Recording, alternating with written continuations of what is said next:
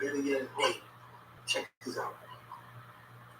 Terrell Gangster Williams said people that was signed to Cash Money that was very toxic.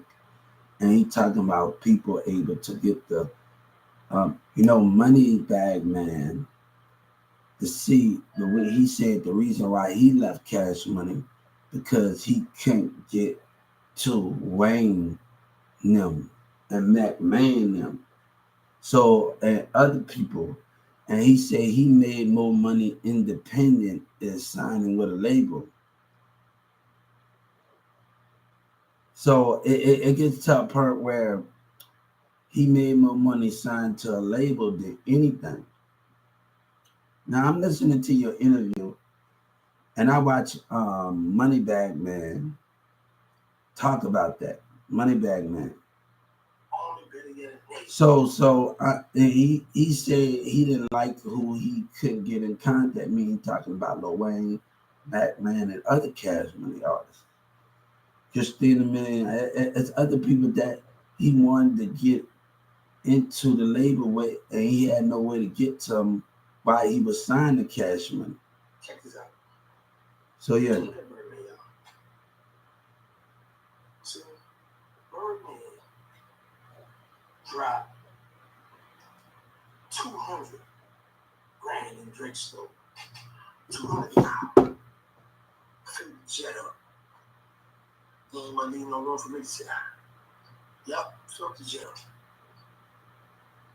Got Weezy Wee. Look at Weezy Wee, yo. What's going on with you, bro? For real, what's up, bro? What is going on? We are concerned. You need to go back home.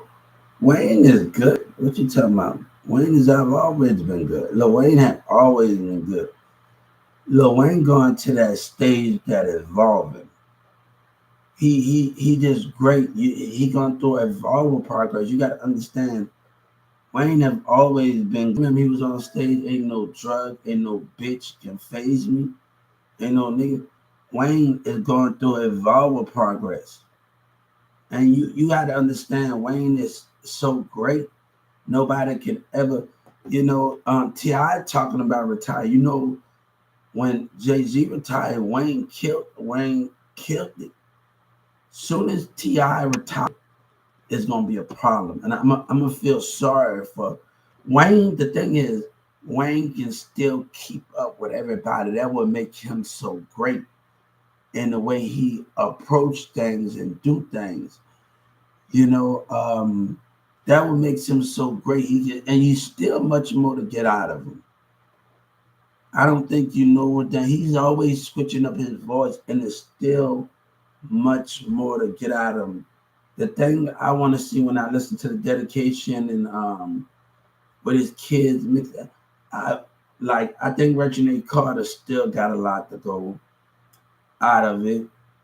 I still want to see how somebody we haven't actually seen the full potential out of Reginald Carter and in the music business here. And I think that's going to be the most difficult thing in Cash Money family, Young Money family, whatever that is, to see those things happen. But I don't think nothing's wrong with Lil Wayne. Lil Wayne just too damn. He just too damn. He's evolving, and I don't think no one can stop that. We mix the mixtapes. I know I go to my mixtape and watching all the droughts, all the Carters, all of Carter Files, all my Squad Up songs.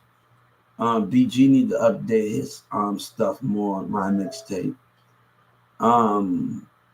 I got all my Squad Ups, man. I be listening to classic. When I stayed in New Orleans East, and West Squad, I used to go on the computer and do digital downloads of the Lil Wayne Squad Up songs. So I had my computer when I stayed in the East Apartments. And my nanny tried that. Lil Wayne was worried about so much of Squad Up. My nanny in New Orleans that stays in New Orleans right now, she wanted to come out with an album right now. And Squad Up Because I was going up there and I was talking to them and Victor and Vincent, and I arrested them. And Squad Up wasn't really seeing nobody at the time, Wayne.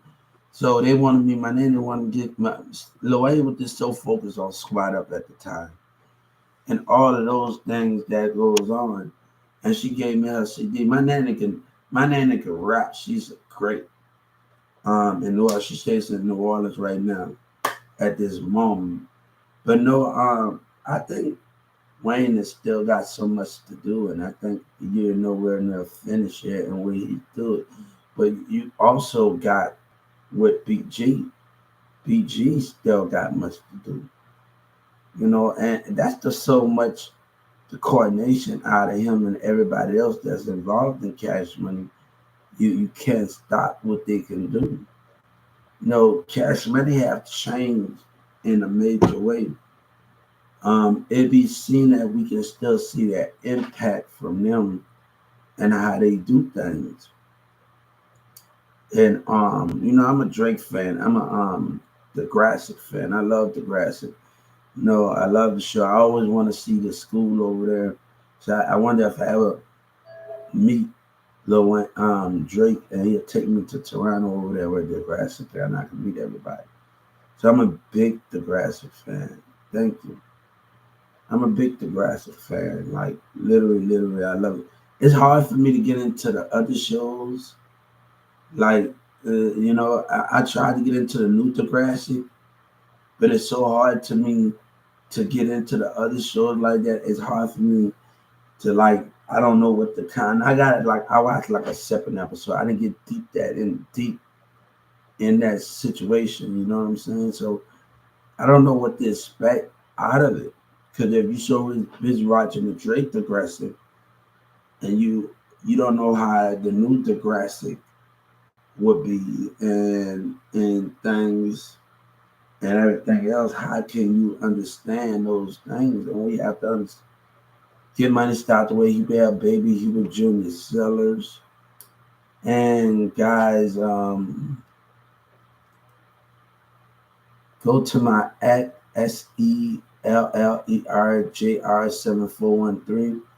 Go to my YouTube and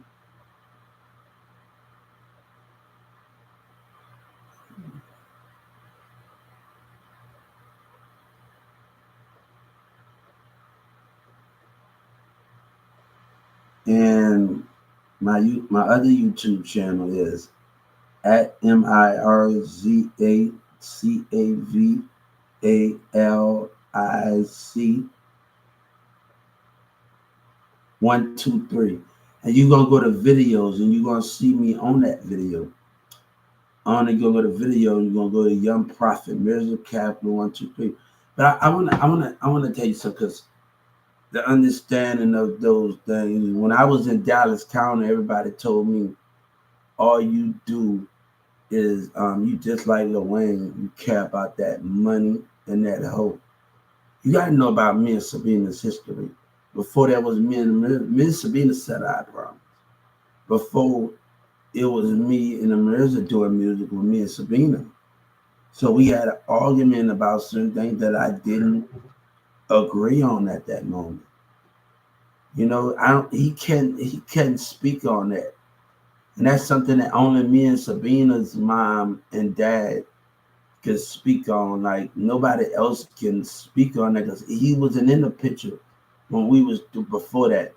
Sabina is the key part to everything. And people don't even know you're messing with conflict in Dallas. You're messing with conflict. She's the key part of all of this going on right now. And if we want to be for her, me and her settling things, because that Facebook stuff they pulled in 2019, that black girl, that black model, and everybody, I had to warn my friend Samantha about some things. And I told her, watch out. I had to tell Ricky. And I had to tell my other people, Tavani, everybody else that do music, my cousins, they from New Orleans, and they do music, and they always want to come out.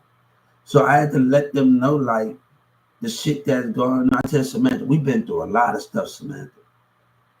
I say, even that that relationship was not supposed to last at all. I did shit to piss Samantha off, the piss Sabina off. So it wasn't. The relationship was not supposed to last as it did because it was not supposed to last as it did, and we have to understand that it was not supposed to last as it did.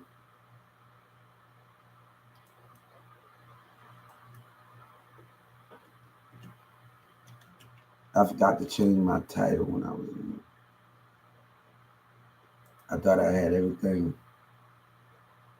figured out. I know what's going on. Oh, I said I had to change my.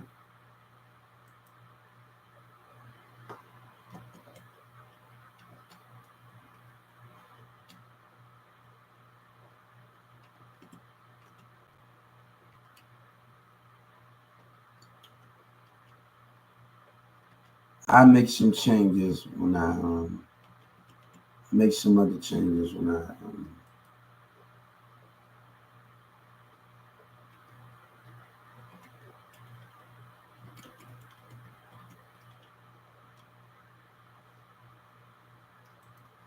when I finish the video. When I finish the video. But no, me and I'm gonna put it down in the description about it. Cash Money have always been great and always did the things that I need. My name is Hubert, Hubert. Hubert, I tell OG Pee Wee yesterday, I used to be in Carrollton and CLB. Albert used to come, Albert and them in CLB. They also went to Turner because Mirza never did. Like Mirza used to date Albert's sister in Carrollton, Texas. This is a true story, guys. And they used to fight in the alleyway. But Albert know I had a bad bitch and that I hated that we didn't get off on the right foot and a vibe because she was getting, everybody was looking at us walking around the park area in CFB.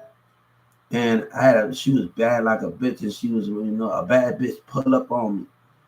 And you know what I'm saying? So I really, and Albert used to be in Carrollton and walking around, man. Like, I don't got time for that shit, man. Cause I mean, you know what I'm saying? Because I go, Sabina got her problems dealing with Mikey and Demir, got her own thing going on. And, when I'm doing that shit, I can pull up in front, Mirza's house with a bad Chinese bitch dropping me off. That ain't nothing. Right in front of your door. You know what I'm saying? That ain't really nothing. You know what I'm saying? You know what I'm saying? So I'm not real worried about that, man. Like, worried about the bullshit that goes on behind people and all of that. My boy Danny, and I'm gonna have to talk about that because some niggas on that whole shit. And I had to tell my brother, like, we ain't never seen Danny like that. And Danny, he didn't get all his facts together. And what was going on? Now, it's two CCs that I know. Because these niggas watching me on social media and doing all of that and lying to my boy Danny and old Cliff in Dallas and all that whole ass shit that's going on. Let me tell you something. Me and another girl, Cece, we used to be so friends. And she used to have Addison. She used to work at a massage parlor. And we used to always, me and her used to be the best of friends. And something just happened at 1 or 2 days I couldn't show up. And she just got mad at me. And we just, our friendship stopped in this many ways. And I'm always picking her, even after school in the summertime. Me and her always walking together. We always having that. So it get type of hard. It's two CCs that we know. My brother Danny CC, and I would like telling my brother that, like, whoever's lying and it makes Danny look like that we ain't never, whoever's lying, that bullshit. Because I wanted to talk to that. Danny know me, man. And whoever's lying, you know what I'm saying? They come at my CC and them come at my sister, say, what you doing? And everybody else in the family, they come at 2996 and everybody else that I know. Daniel supply, he supply, whatever I need, he supply, and like him and Marcus, Cliff. I even go to the Grove with my stepdad, and I'm able to get weed and sell it. My stepdad even take me over there. And that shit right there y'all doing in Dallas, don't go there because I got pounds of weed many times.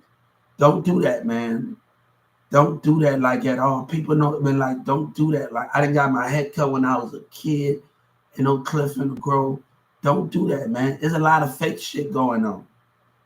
There's a lot of lying shit going on. And the people that know my brother D, and I've been around a lot of bad bitches, you hear me? Been around a lot of people. And the people that did my tattoos, Mexican, I didn't talk to killer. And they got tattoo tit drops in their face. I ain't for all of that bullshit at the end of the day, man. Like Daddy came in my house and said people will fuck with you for what you stand for. I ain't trying to, I told my boy, I meant to tell Danny I had a dream about Marcus, about Bro. He stayed in Carrollton. He used to go to Turner, and they got caught in the SWAT team. And he died of cancer, man. And I miss him to death. Everybody that know Miles, bro, they had a friend that was in the mall with MO3 that I know, and I'm connected, that I know, and I'm asking him to go talk to MO3, asking everybody else. So I have like the seriousness between that. Yeah, that was in the mall with MO3 in 2019 and 18 when all this was going on. So I need you to understand the little youngins that was in Carrollton that sell weed and they fuck with me. They know me. I've been talking to them. Some know my little nephew and all the rest. That look, I asked, can you tell MO3 this for me? And we go into McDonald's or the apartment I stayed in before I got arrested. And Carrollton, I'm asking, and they got the word to MO3. So me asking everybody, can you get the message for me to MO3? But other people coming from South Dallas and Oak Cliff over there in Carrollton, MO3 and Boots. You got to understand, when God told Moses to paint the wall with blood, he know the non-believers. They coming, and they antagonating the mindset and doing these things or what those things is, man. You know what I'm saying? And those things is when Kevin Gates say, oh, he been talking to me, and this man trying to make an excuse, and Boosie trying to get himself out of trouble. And I telling these dumb niggas, you think that document is truthful?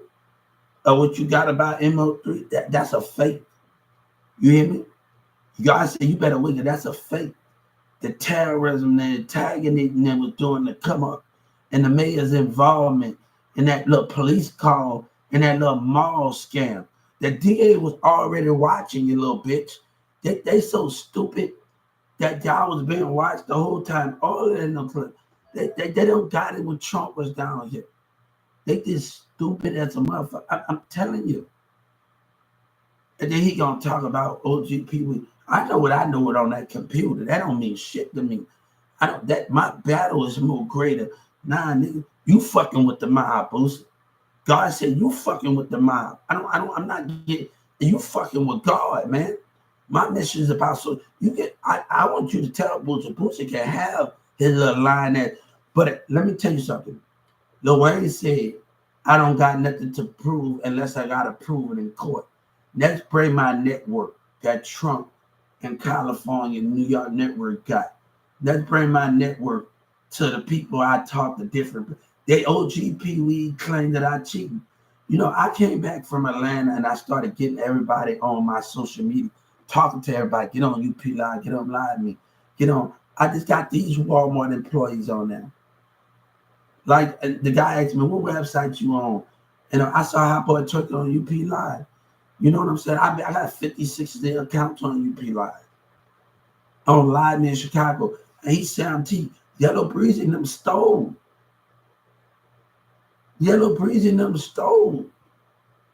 How can a nigga cheat? You being lied to physically and mentally, nigga. And you being lied to. You being lied to. Nigga, you don't even realize he's so damn stupid. OGP, we so damn stupid. When you got in the video with Trap Boy Fred, I bet you was looking at your mind. I said, look at this dumbass nigga. He died for a wrong cause when they lying. And this nigga wait for you to put you in jail, nigga. You talking about you the hardest, nigga. And not about being the hardest. It's about being the smartest, nigga. You want to fight. It's about how you move. It's not about all of these, this and that. And it's about how you structure yourself and how you move. It's not about all of that. You got the game messed up, like Dwayne said. You niggas got the game all fucked up. Y'all got the game all fucked up. Nigga, you niggas want to move. Nigga, I'm not talking about this and that. I'm not talking. It's about how you move. That's why you niggas always get caught up, because you ain't thinking. You ain't planting your feet. You know what I'm saying? You know, you can't tell me nothing at 14, 15 years old, I'm going to college. The thing is, let me tell you, at Boosie can talk about, oh, he never wanted to get a job. He worked at that 7. Let me tell you, all your teenager, when you're a kid and your teenager friend, all you got to have a job to win. You stop thinking one of y'all can have a job. Everybody got to have a job to put you, because you investing in yourself. We're going to talk later. You investing in yourself. You know, all you got to have a job to win. Like, I'm 14, 15 years old. I can't even touch the equipment at Big Lock, because you got to be 18. And I'm 14 15 years old. And you can't even touch the equipment. They say you got to be. And to this day, right now, before I left Carrollton towards where I live at, and I was messing around with Felicia in Dallas, and until I left this day, I saw that when I was in high school, I saw the lady, my old manager, and them say, Hubert, I thought you was going to come back after high school. This is the true story, because Felicia was sitting by the Winkle stop on a highway, on a highway. They got a Winkle. It used to be a Target there. Now it's a Winkle stop over there. And I met my manager. This is back in 2019. And I met my manager, my old manager, said, Hubert. And now they got a Winkle, a Target with that. Now it's a Winkle. And the Walmart is down the street on a highway. It's a little farther down. And New Miss Smith is all in that area with those things, right? And all of those things and what that is. So I thought you know, Renee, I told her Renee, she a liar, right? And she's a liar. And she was so racist. You know, Big Lots are so different from Kroger's. They so different from, when you're talking about business, they are so different. And Edwards was right here. My teacher was right here right now. And she'll call Renee racist ass out. You know, I was working in the furniture department. I was building stuff. Sometimes I build stuff on my own. Working in the furniture department. I was a stocker. I was helping out. The only thing I regret, not like, I wanted Edwards should have just at least showed me how they do paperwork and how they do marketing. That's the only thing. I didn't get that far in the business, in that thing, and all of those things.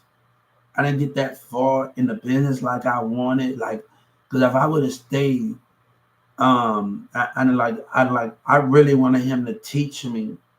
Edwin them at Big Lots over there, teach me more. And if I would have stayed more, but I started to more hang out with Sabina's family more, and me and her still wanted to hang out and more. At the time, it was like, all right, I'm getting into music, I'm in theater, I'm doing this and that, and all of this. I'm just getting into certain more things. We're not talking about the streets, it's about I'm getting into more activity. But I was still, even when I had the job, I still had to participate. Like, it did not matter. Even when I had the job, I had to participate. So it was, I'm from New Orleans, but Texas is my home too. CLP Captain. Even when I was from New Orleans, some of my friends, we not gonna get along because I moved different from them.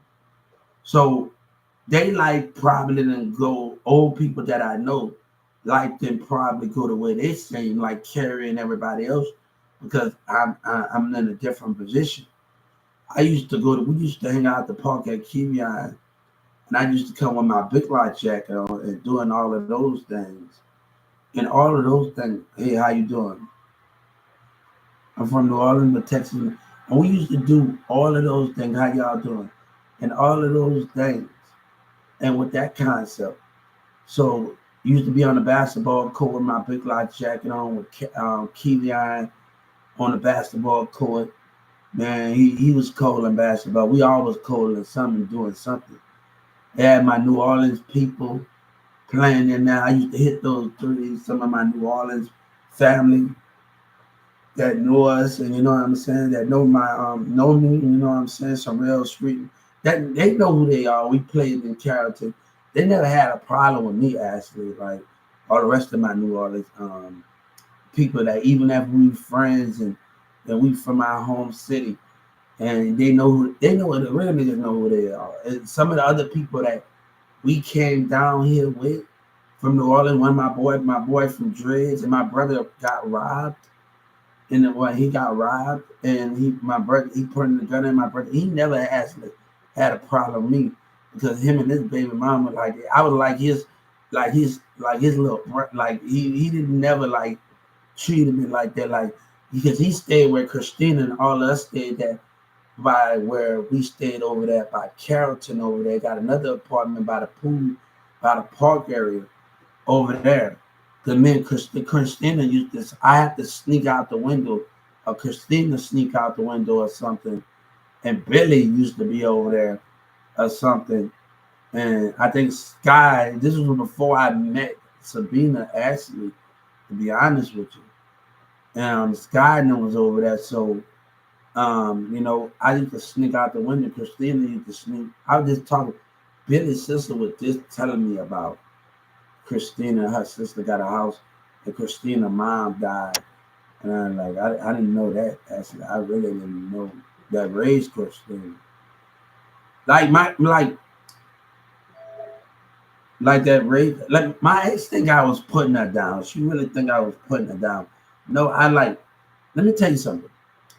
If if I like we if, even when we teenagers, right? I want somebody to tell me if I'm musty, if I'm doing this, if I'm in a relationship, or any one of those things, any one of those, if I need some deodorant, I need whatever that is in that relationship, I need to tie my shoes, I need to cut my hair, comb my hair. It's nothing wrong with somebody in your relationship telling you stuff, but I never put you down. I say, hold on, a woman gonna tell her, you need to fix your hair, and you're crooked and stuff, you got too much.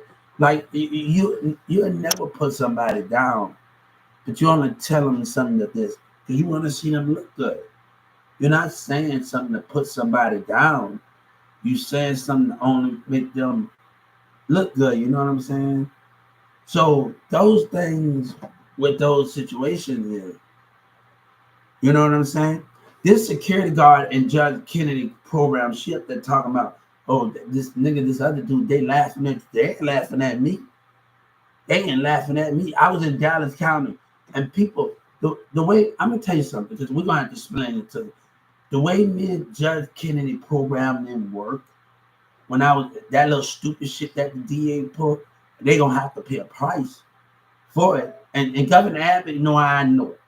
They know they a lie and they fucked up. They know they fucked up. And my lawyer still don't want to call me. You know you fucked up. You know you fucked up. I want to tell you what you need to know. What you need to know. I need to let everybody know.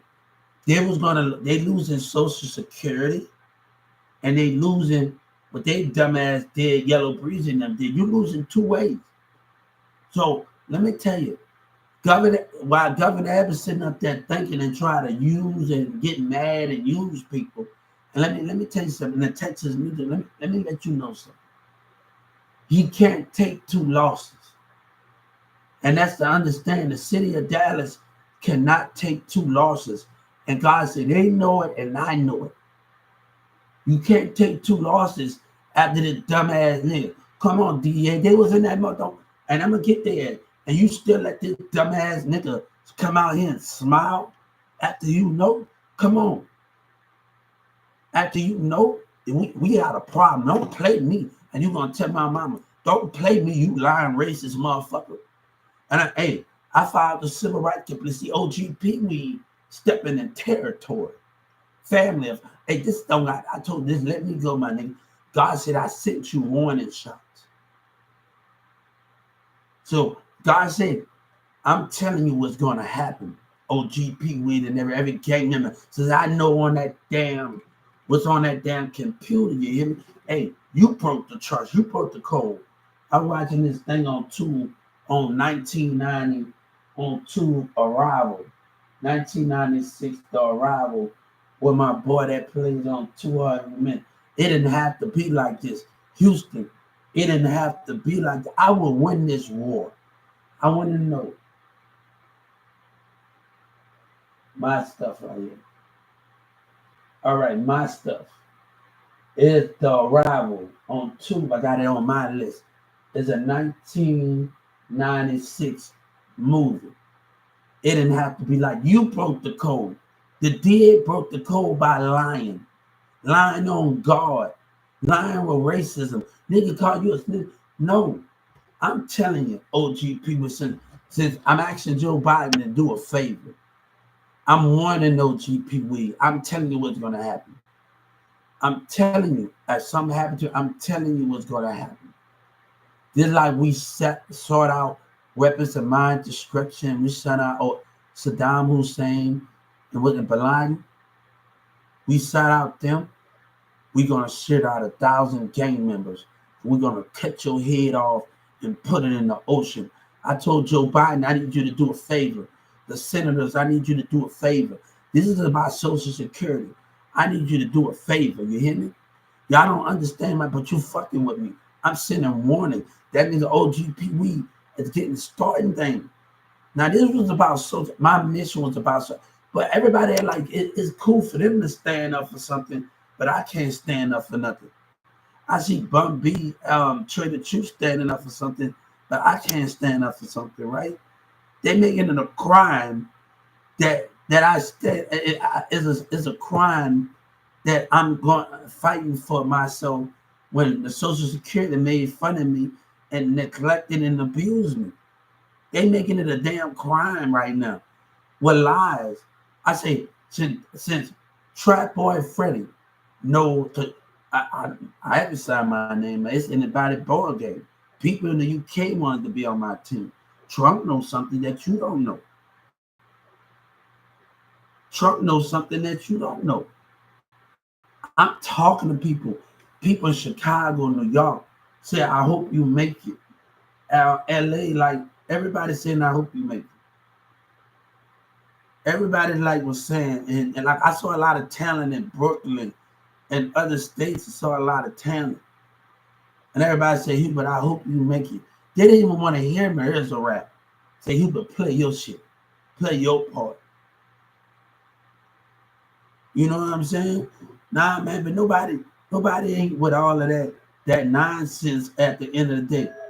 And like Lil Wayne said, I don't got nothing to prove unless I got to prove it in court. People on the truth, I created it. People just stole that idea from me, actually.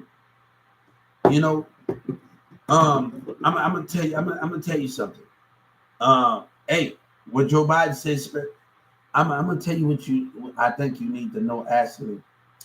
And the little kids on Trill say, I try to be them. I marched in a band, and I got my thing in Fantasy Williams. It turned into elementary school, and I'm seeing myself through the Superdome. And millions of these little kids on Trill, millions have always came and saw me. They turned it into elementary school. You know, but I found that I wasn't even supposed to be in high school, man. Boy, they didn't fucked up everything. I didn't advance in school early. I didn't did all of that. Like, no. When my other school talked to everything, talked to the other schools in New Orleans, the district, he don't know what he doing in high school. You know, what he doing down there. So I went to middle school in Plano. So what he doing down there? No, he not supposed to be in there. So they are, you know, certain individuals, they do that in the classroom, but they also did that with me. Like, he don't even supposed to be in high school. So my cousins had one more year left. I stayed one more year, but they had all of those things left.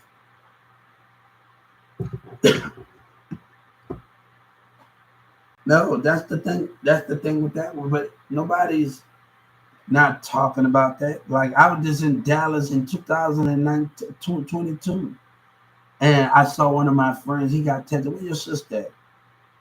We was all kids. Like where your sister at? Like how you doing? My brother going through something. He just need more structure and more chance to be around balance. You know what I'm saying? I was around Storm in Dallas, and I got to know Storm really well and everybody really well. And I'm sad that when I meet people and I get the chance to connect with those type of people, and Storm make me this black guy right by the park. The Carrollton police before you get to the library got an apartment on the same side. Can you tell me? My name is Hubert, Hubert, and he died with shooting something in his leg. I'm like, damn, man. I'm like, damn. I'm meeting all of these good people, and I never really had a problem with this, but I'm like, I'm meeting all of these good people with him, and he just died. Like he had a kid, and he died. And Storm, I told Storm she's a felon. I wanted to make way like Storm. Like I wanted to really, cause she used to cook. And like I didn't grow up a friend to like this. I wanted to find a way because she got a felony. You know what I'm saying? I don't want her to be able to structure and do all of that shit and suffer. I see some of the things that goes on with my brother a felony. You know what I'm saying? My cousin. So whatever that is, he is what he is. He's in jail right now. My little nephew's in jail right now. You heard me? And then kind of so. I really don't got a problem with those things. Yes, with those things, but I tell people like, man, I just don't got a time for those things. But you know, a bad bitch will pull up on me, but I ain't with that stupid shit, nigga. Now let me tell you something.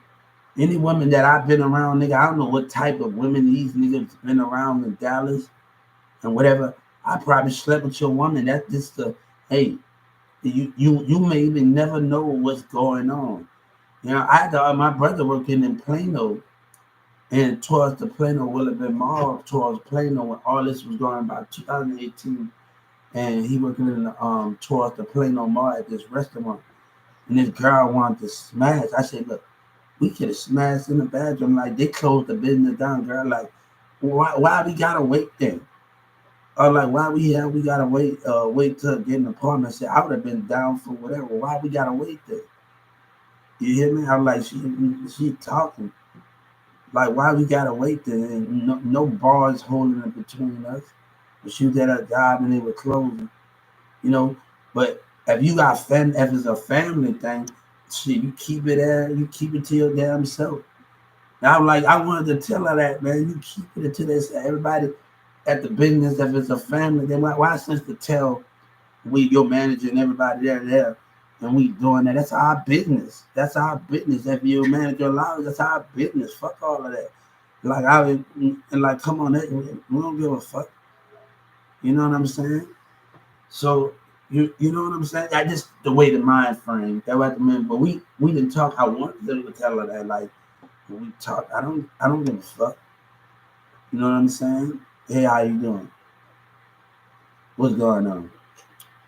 But yeah, nah, this is happening would have been towards the Plano Mall. Because I stayed in a rise and fall under the bridge where the buses go at. And they got a volleyball court, and I used to love that part. I mean, my tub was so damn big. I I'm so happy because I worked hard, pay whatever to just not to live bad, man. I don't give a fuck. You hear me? You know what I'm saying? Because I was I was working in an urban factory, and before I met my baby mama, and like the people, like I had to show my son, Sharon is in the background. I got along with everybody else, and Sharon is in the background. I said, who is that? Because that's your mama, Sharon? Yeah, yeah. Me and some girls from South Dallas that worked in this factory in Irving, we taking pictures, we getting along, and we taking pictures, and all the rest of those things. We having a good time. and doing those things. Get money, stop the way he be up, baby, he be doing. Cause the factor is right by the behind the North Lake and behind the station. So ain't nothing to get off the station, the North Lake, and walk to this factory and not by herb by a thing and get off at this thing. Get money, stop the way you be a baby, he be junior seller, baby legend, um, and all the rest of that. Huber sellers, and go to my TikTok at Huber HUBERTS31.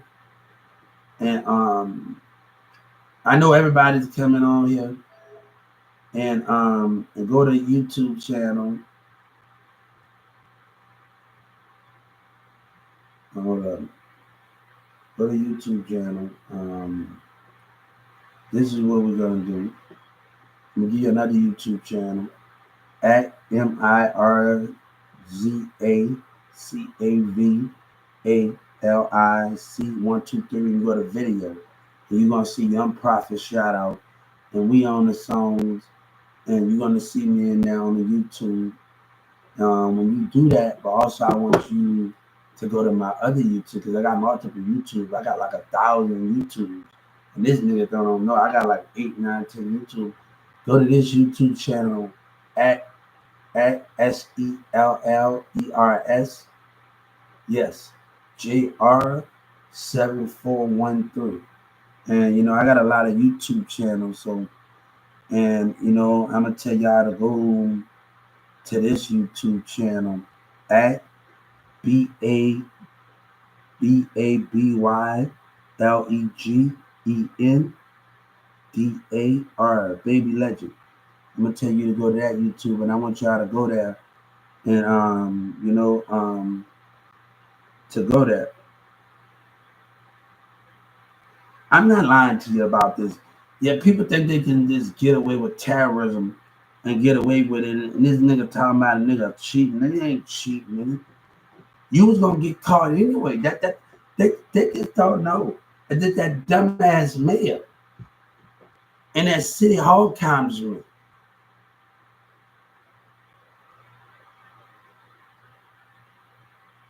That's what that is. That's what that is, man. What up, guys? This is about getting to know me a little time. You know what I'm saying?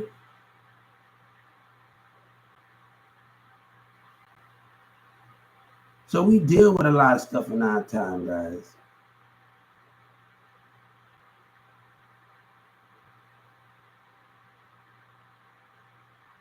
We deal with a lot of stuff in our time, and we have to understand that when we dealing with so much stuff, we can't understand.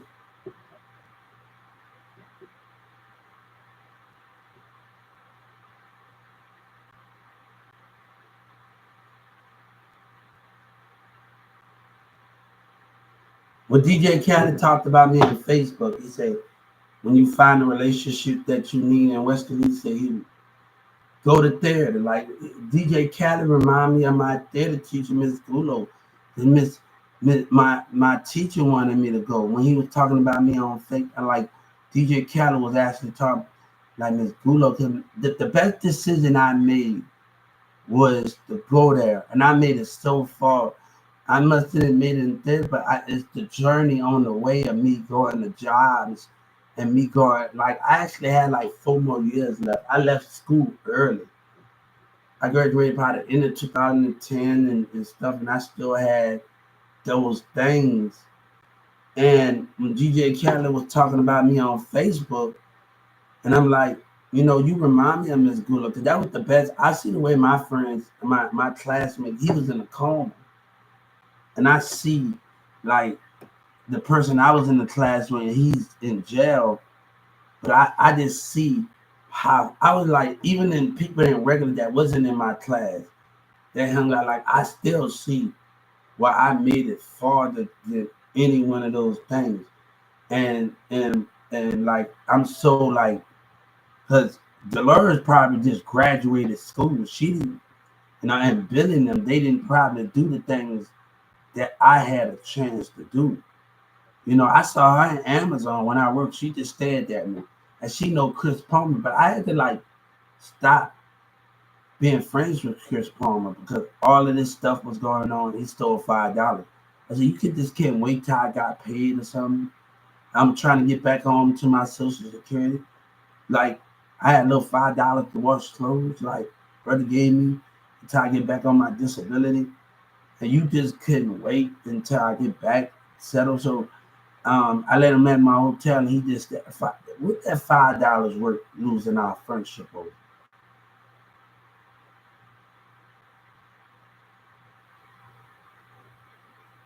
You know what I'm saying? You feel what I'm saying? What is that $5 worth losing our friendship over? And you don't realize that. No, let things know because that no. If I let you do it again, you went in my hotel and I let you in where all this buffoonish shit was going on. All of that was going on. Fights was breaking out. Me and him had to stop two kids, little kids, from fighting going while we was walking. I said, no. I tell my little brother, little girl, pick on him. I said, they do that because they like you. Some of them, when you're a teenager, some girl, you get into a fight, but they going to do that because they like you. You know how the little rascal or what the girl or women or men hate. You ever know that? Well, Whoopi Goldberg and Reva and Donald Trump in a minute, women up minute here. I said, you gonna get you a girl for him? Want to talk about? I said, look, you gotta talk about girls. I said, y'all just focus on playing right now. Y'all not focusing. Y'all know focusing on girl like. Well, you remind me when I was a kid on Little Rascals and stuff. And you know what I'm saying? And they are everybody. But at the end, the women and the kids and the other at the day they had this long battle fight between girls and boys, all of them set up at the little clubhouse together. All of them set up at the clubhouse together. Hey, Whoopi Goldberg and all the rest of them. Pickle, I love it. Oh man, that was my classic. Then with the fire hose, I used to watch them kid with the fire hose, and they do that was my this classic, my classics movies, and they all jumping out the pool, the little dog chasing there. It remind me of Kevion. Oh man, I gotta tell Kevion.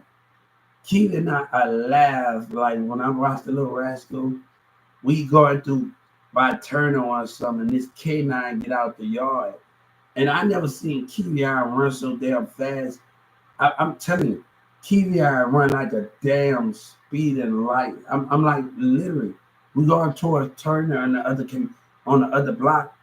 Man, I said, God damn, Kevion, like he actually there. I don't know this K9 was at. I'm like, man, I never seen Kevion run so damn fast. That boy, like I said, God damn, this dude ran like a.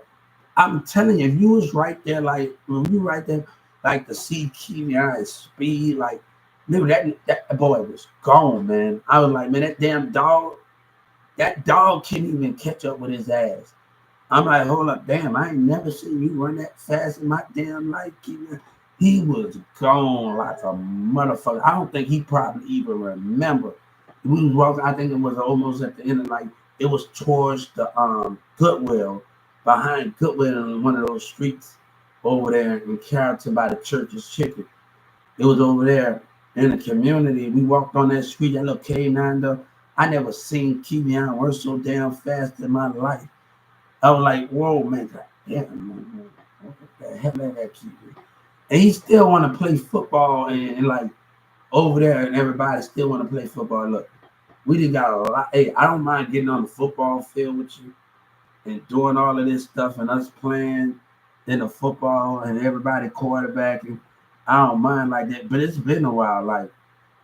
When I was in 2019-18 and I told him I had a kid, I saw some people from Newman Smith with the braids.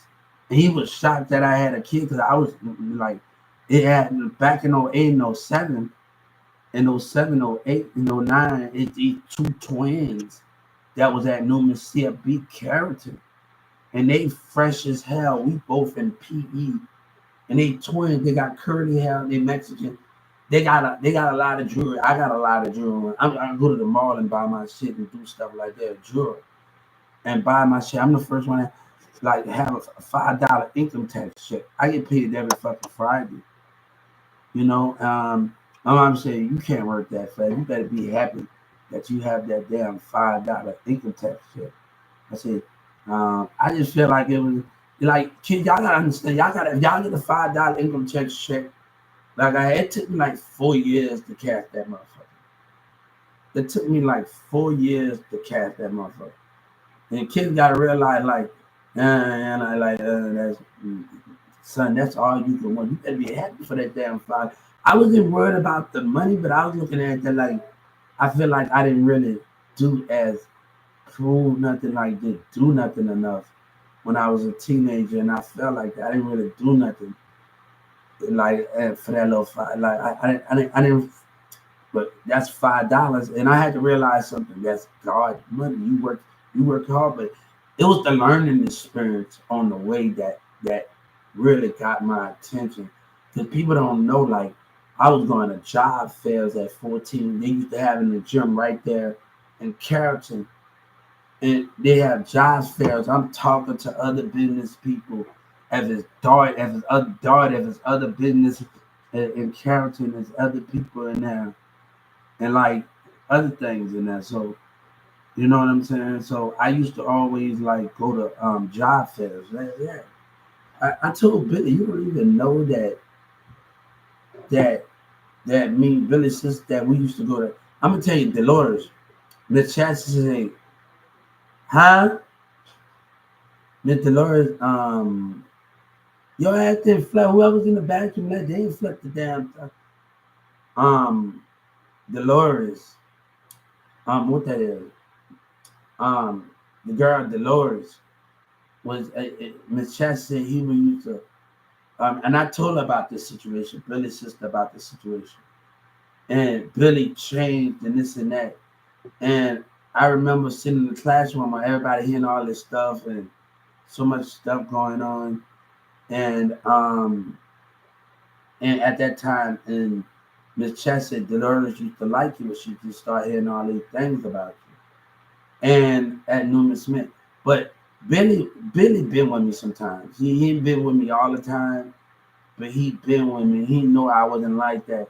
And he pushed her off. And you ain't about to play my homeboy. Like you ain't really about to play my homeboy. And she don't even talk to Billy. And she knows Chris Palmer. She don't even talk to Billy. Like literally. She blocked Billy. And she talked to Chris Palmer. But let me tell you something. I had an evaluation did. And it like I was kind of in my first year, you know, I had to deal with another girl before Dolores came. It was another black girl, and we used to watch. Miss Chastity always asking where she at before she left, and she just disappeared. Her mom them did disappear, and she stuck. Like we used to walk away from school, and she used to stick her tongue down my throat when we used to walk away, but like time my throat, like you just stick her tongue down my throat walking home from school and everything. Yeah, how you doing? So this is before any of those things was being brought to light. Um, you know, and all of those things. These are the things that I'm talking about right now, and I want you to understand. These are the things I'm actually talking about. It's the truth. I had an evaluation done. They talking about I'm more good at my hands. And then I said, I didn't pay attention to that at the end of the day. You know, and then they said, we asked about what goes on in the world. And I had my feeling about the world. This is the true story. At Newman Smith, we can't control what goes on in the world. Then I asked about my relationship. This is the true story. When I got my evaluation done at Newman Smith. And then they asked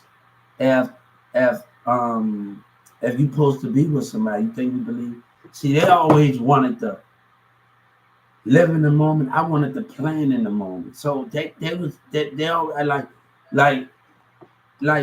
I wanted to plan in the moment. So those things I might didn't know always where I was going, and I had that trouble but I was still willing to push through and go through those things. And people just don't know how to. That's the thing with me and Dolores and the rest of them. They don't know how to just go with the flow and plan. That's the difference between me and them and not understanding. And shout out to Amazon and Irving. And shout out to everybody except for that girl that cursed me out. That said, fuck me at Walmart 1216. Fuck New Orleans. I don't like niggas. Um, but shout out to Amazon over there because they just really deserve it. You know, they just really. I'm gonna tell you something. Hey, you talking about that? Good. Stop being sarcastic to get a reaction. You got some 5, 6 stop. That's sarcastic. That's a dumbass thing that you're doing right now, man. That's a dumbass thing that you're doing right now. That's a dumbass thing that you're doing right now. But no, those things was given in the guarantee of it, right? So me and Jasmine really haven't got involved like we wanted to. That's enough because I mean it wasn't that serious. It wasn't that. But we used to sit behind Turner and we used to just talk to each other and do a lot of other those things. But people need to know what you're up against and what you're starting for and what you're talking about. What are you talking about here? I ain't about to argue with you niggas. You know, and people can't have me, they just don't want nothing to do with me. But you little niggas talking about thinking what you think, you need to get some damn help. Because if you would have known me like you know me, little niggas, you wouldn't be talking about people just don't want to have nothing to do with me. You hear me? You don't know. You better leave me alone, my nigga. I'm gonna tell you, they can't have me thinking what you did. I don't know what kids and hoes you around, and I don't even want to meet those hoes that you around, man. Shit. Samantha, I'm going towards Samantha. You should talk about leaving me on there. She don't know. I just could have called the damn Uber ride right there on the damn thing. I got the go pass. I got all those things. They can just pick me up like an Uber fucking ride right on there. Fuck all that. I got my family just to call me out there, but I like, nah, I ain't trying to start nothing with her. Like, I didn't come here for all that. I like, motherfucker, I can just call her. I can get out the car and just come in and call an Uber ride and come and get me. Shit, I got money on my motherfucking card. I know how to use that motherfucking bitch. Get somebody type that Uber shit in that phone. Give me an Uber to come and get me right where I need to be at. Shit, that. But I wasn't trying to argue with that. That's not why I came to argue for. That's not what I came to argue for. So I was like, hold up, Samantha. I did not come here to argue with you. You know, I did not come here and all that to do all of that. I'm not even on that type of level. I didn't come here to argue with you. But I told Samantha we've been through a lot, but watch out for these dumbass niggas. They're gonna try to get to you. I said we're gonna have to stop hanging out for a while. The niggas on that whole shit. They got the mirrors up. That little Facebook messaging. You know, I told everybody like for the first time I worked at U-Haul, my female boss, my regional manager, Miss Melanie. Oh, I ain't never had a boss. Oh, finally a woman having enough to tell me something in the elevator. I'm like, damn, I never told her that. But I went home thinking, I'm like, God damn, finally a woman I like, hold up. I'm like, oh, she got something smart to say in the elevator. My manager at U-Haul at Addison. My regional, she wasn't my manager no more. She's still my manager. I have to be careful what I say because, you know, I do what she says. She got more control over everything. So I'm like, I have to really watch my word because that can really get me in hot trouble. And I like, man, I have to really watch my words. You know what I'm saying? So, and watch those things. So I'm like, oh, you finally had, yeah, you know, I know not to pick a big of a fight with my boss. Right? Like, she's still my boss. She's a regional manager at U-Haul, but she's still my boss, though. And she just a part of the U-Haul company. But I was like, hold up for a second. I was like, hold up. I was like, oh, you had the balls. I was like, oh, about time. I ain't even had no female boss to tell me something when I was 14. My damn time. Like really, I'm like, hold up. Oh, hey, I see a woman. I see a woman that had the balls to tell me something. And say, well, it wasn't that bad as you think it was. It wasn't that bad as everybody thinks. Not that bad what you think it was. I was really impressed with Miss Melanie. Ain't that many people impressed me. I was really impressed with her. I was really impressed with you. I said, hmm, I don't get that impression. People can't impress me like that. I'm like, damn, you the first boss woman that ever had the balls. I've been working since 14. You the first person that had the balls to tell me something. You the first person that had the balls to tell me something. Like you the first person. So I was like, hold up. And it wasn't as bad as you think it was. It wasn't that bad. I can't even take it as bad of that situation. I'm not going to take it as bad. Nah, but she said something smart. I said, oh yeah. Me and this other girl at U-Haul, we worked and she got Mountain Dew. She go to the little DJ club and she got a little DJ thing. And we both like Mountain Dew. And I'm working at Addison and we both like Mountain Dew. And you know, Uche, that's what I'm talking about. Intimidation will break the connection. That's why I told people that people ain't strong enough. How can that last?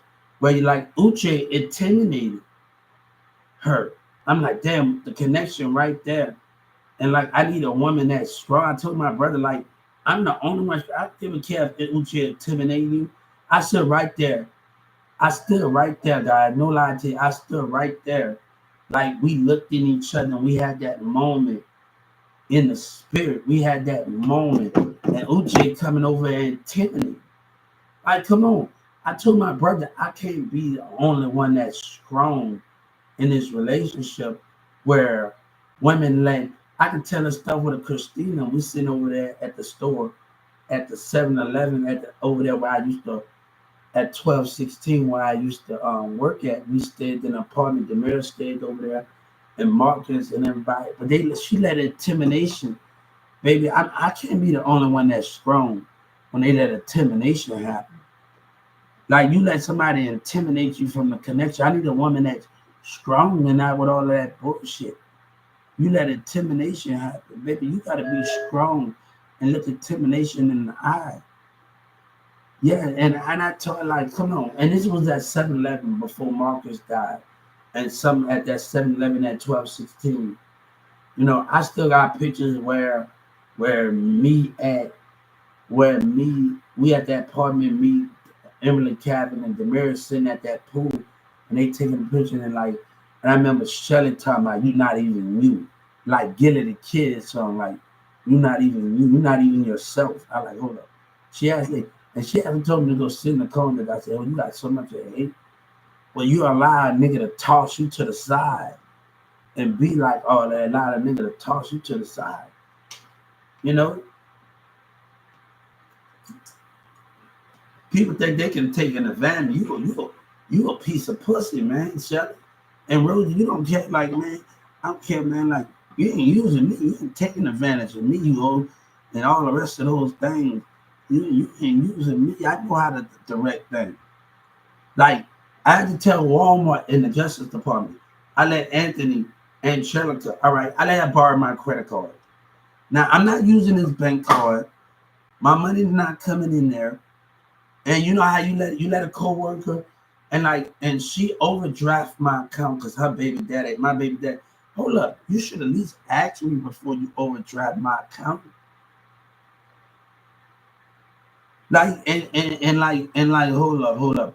All right, and then Angelica, so you should at least ask me before you overdraft my account. So these niggas that's fucking these women, y'all so busy listening to these women and not listening to another person. And everybody, when you get around other people, those are the things with that situation. And then she tried to ask me for something again. I said, hold up, you haven't paid, like, come on, I don't mind you as a coworker, borrow me something. This is different from Social Security because they just stepped out of bounds with some shit. And I'm gonna tell. I told Baltimore like they just stepped out of bounds. So we can talk about they didn't cross the damn line with their ass. They didn't cross the damn line. And I'm gonna tell you right now, the governor, the call center didn't cross the damn line. You hear me? They didn't cross the damn line. Okay, I can go, but when that line being crossed, I got a problem. You hear me? I can take a lot of shit. We can agree on a lot of stuff. But when that line being crossed the touch and neglect and abuse, we got a problem here, man. Those are the things that we talking about. All right, I'm carrying the work. Angelica got the work. I said, you worry about the work. I know what's going on. You don't have to worry about cops and not on our ass like that. We don't have to worry about those things. Shit, I don't say that right now. And let me tell you what happened. This and all this shit going on by the character police. That's why they're gonna get sued. That's why they got the loot. They know they fucked up. They know they fucked up. They know they fucked up. Mirza come, hey, I wish Mirza get his ass up and speak. While I was going to downtown there, I wish he get on here and speak on his YouTube. I really wish he get on here and speak. I really wish he get on here and speak, man. God, I really wish. I'm going over there to meet him at his house and we getting ready to do a music. And I think we did Back to the Basic when I listened to some of my songs. And we doing Back to the Basic. And I'm going down and he was, where you at, Hubert? Mirza asked him, where you at? And I'm seeing this dumbass Carrollton police officer, 5 blocks. You don't know, this is my community. You don't know this. You on my stomping grounds, Carrollton police. I didn't been walk through every damn community. You in Addison and Carrollton, you on my damn stomping grounds. You don't know you on my stomping grounds. And Addison and Carrollton, you don't know you in every neighborhood. Important, you know you on my stepping ground, and I know how to watch out for my surroundings. You don't know you. This dumb motherfucker. He's passing through my job streets. I'm going towards Newman Smith, towards the park in downtown Carrollton, where the 7-Eleven at and everything. This motherfucker, he just doing this. I'm like, and he giving me eye contact. That's the dumbest motherfucker that ever walked this earth. I'm like, I'm sitting up there. I'm not on my phone. I'm on my phone, but I'm doing live. But I said, this is the dumbest motherfucker that walked the planet Earth. And walked it. This is the dumbest Carrollton police officer.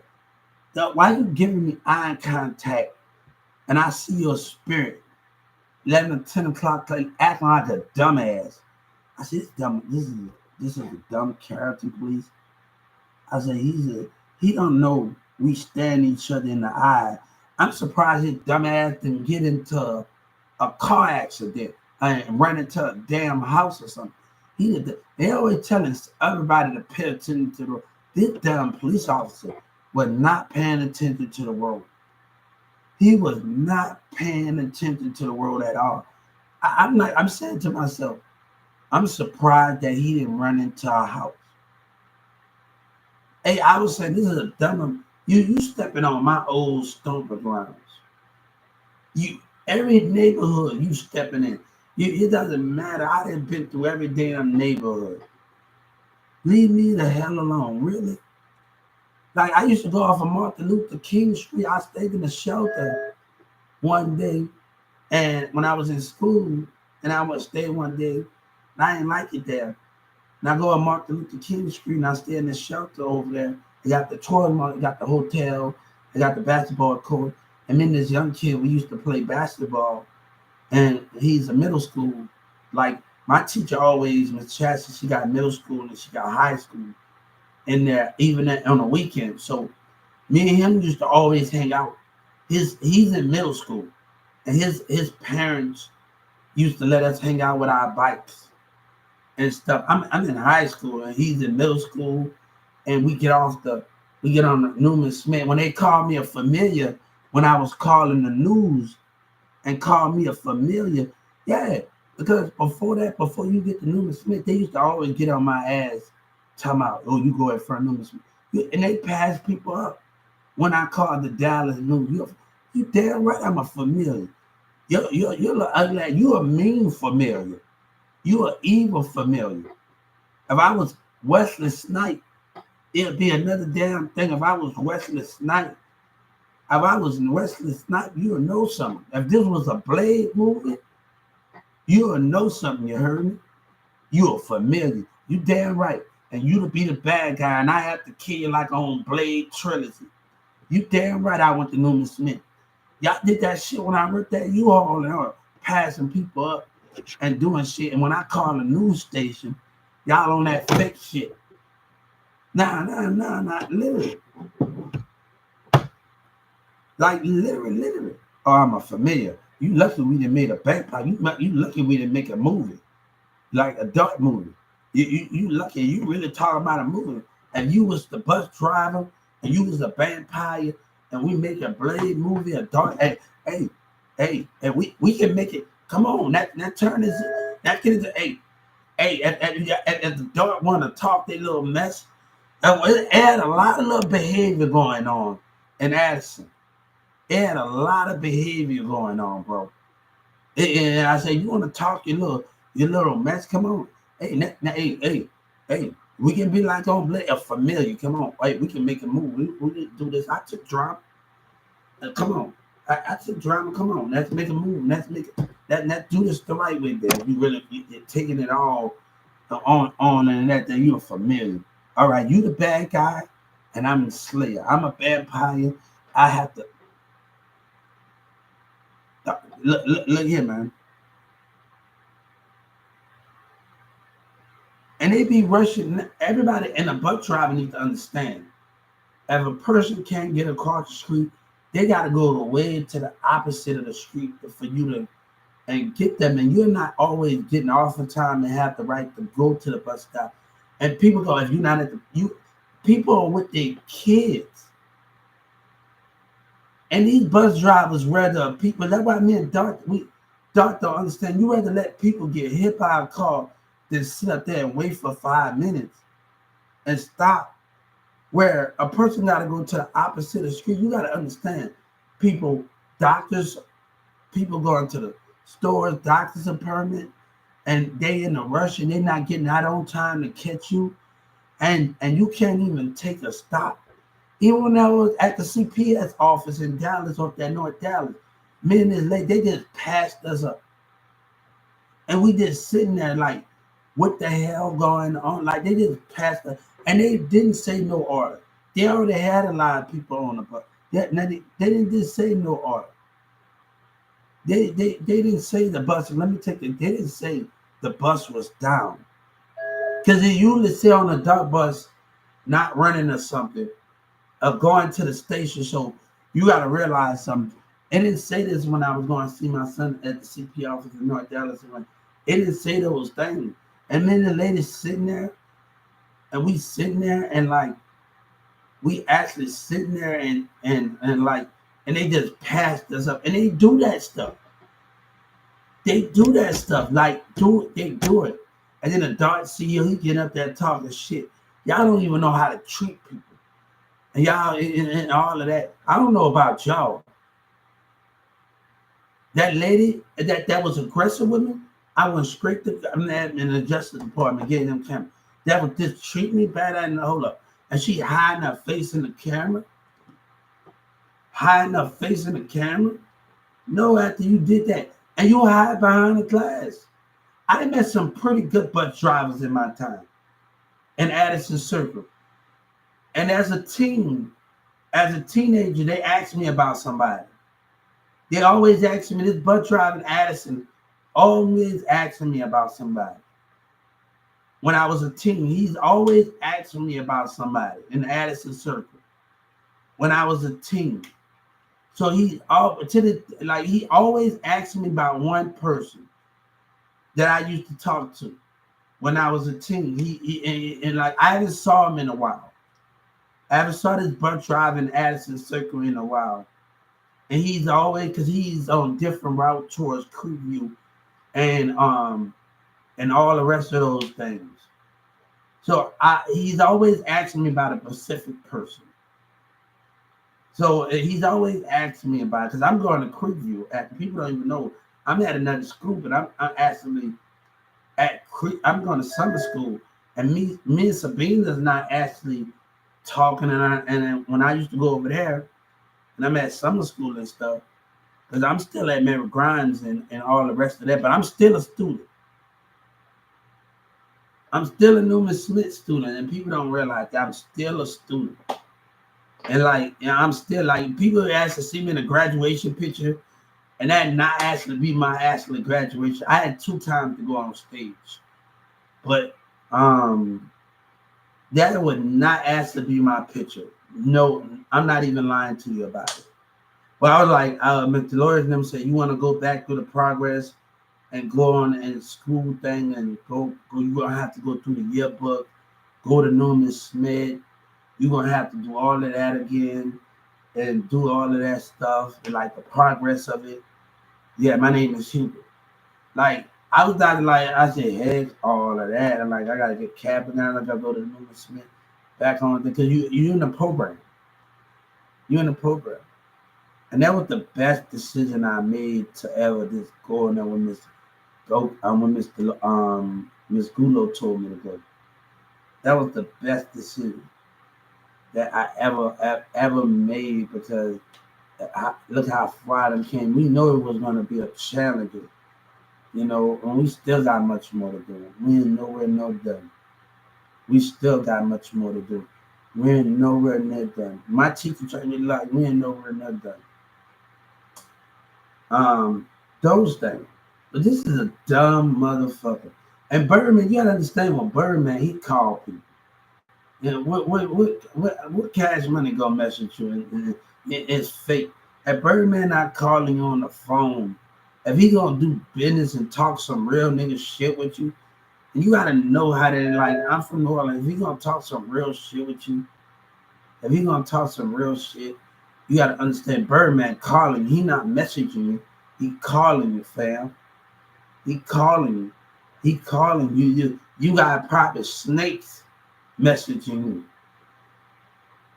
If Birdman, he gonna tell you no. That shit I seen. He even told Birdman. Even told him, I've been working with y'all, man. I got some shit for you. And I think it was just a skit. It's just a skit. I got some shit for you. I got some things, but I've been wanting to work with you and fuck with you, and all the rest of those things. And I think it was planned. So I seen the interview before they even got in it. They had another interview. Not with all they had another interview. I've been wanting to fuck with you, fam. You know what I'm saying? So to come up with something. Cause they talked about coming out with another Baller Blocking movie. So at that and the mastermind that Birdman is, so those things, hot boy, get your hot ass off the car.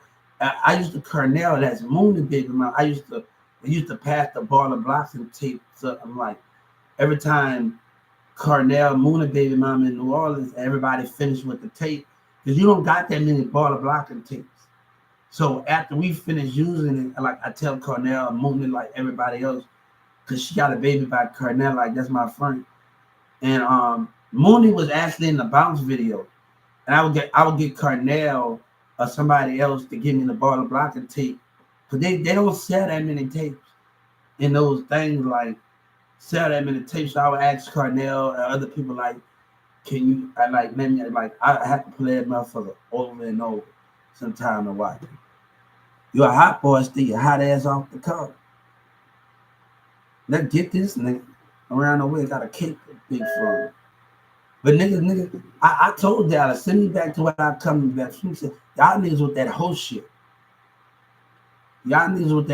Send me back to where I came from. Now, I like Lil Wayne Undisputed. I watch it. When they had Yellow Breezy on there, man, it changed my whole concept. I said, damn, Wayne from my city. I was like, man, I didn't even want to watch it. I mean, I want to watch that thing because of Wayne. I don't even want to watch it. I didn't even watch the full video. I didn't even watch the one with Gilly the Kid on that. Well, hold up. You talking like man, they argue with each other, but I'm like, we all love when Gilly and Lil Wayne and Birdman was on. We all love that history when they were doing music together. So we all love that, and we'll never get that back sometime, guys. And we'll never get them. We'll never actually get they. We'll never actually get those things back. And sometimes we gotta realize, even though we got artists that we like on artists, get down on the floor, and we like artists. I can tell you about some Getting the Kid and Wayne on there. We like them, but we can expect them to get back together and work out their differences, and that's the hardest part. We even when B2K came, we thought they was gonna drop an album. You know, they love Fizz having conflict. We really thought that was going to actually happen. Like, and like we thought they was gonna drop a new album. I know I wanted the new album from B2K to show what they've been through, how they can mix their stuff in the studio instead of having a reunion. I wanted to see what all they've been through, and we could just like come on and things and come together and come out with an album. And I was like, oh, shout out to April Baby Mama B2K. Shout out to her. You know, you got to be smart in this business. Some things I catch on to, you know, but she gonna know what's happening. You know what I'm saying? You know, you know, it like we just can't be. I'm a Drake fan. You know what I'm saying? You know what I'm saying? So, now, but people in the UK wanted to be on my team, man. Other people from Haiti and all the rest of those things, man, because this will benefit them too. Like, I didn't talk to some people, and they probably never even told me they was in gangs.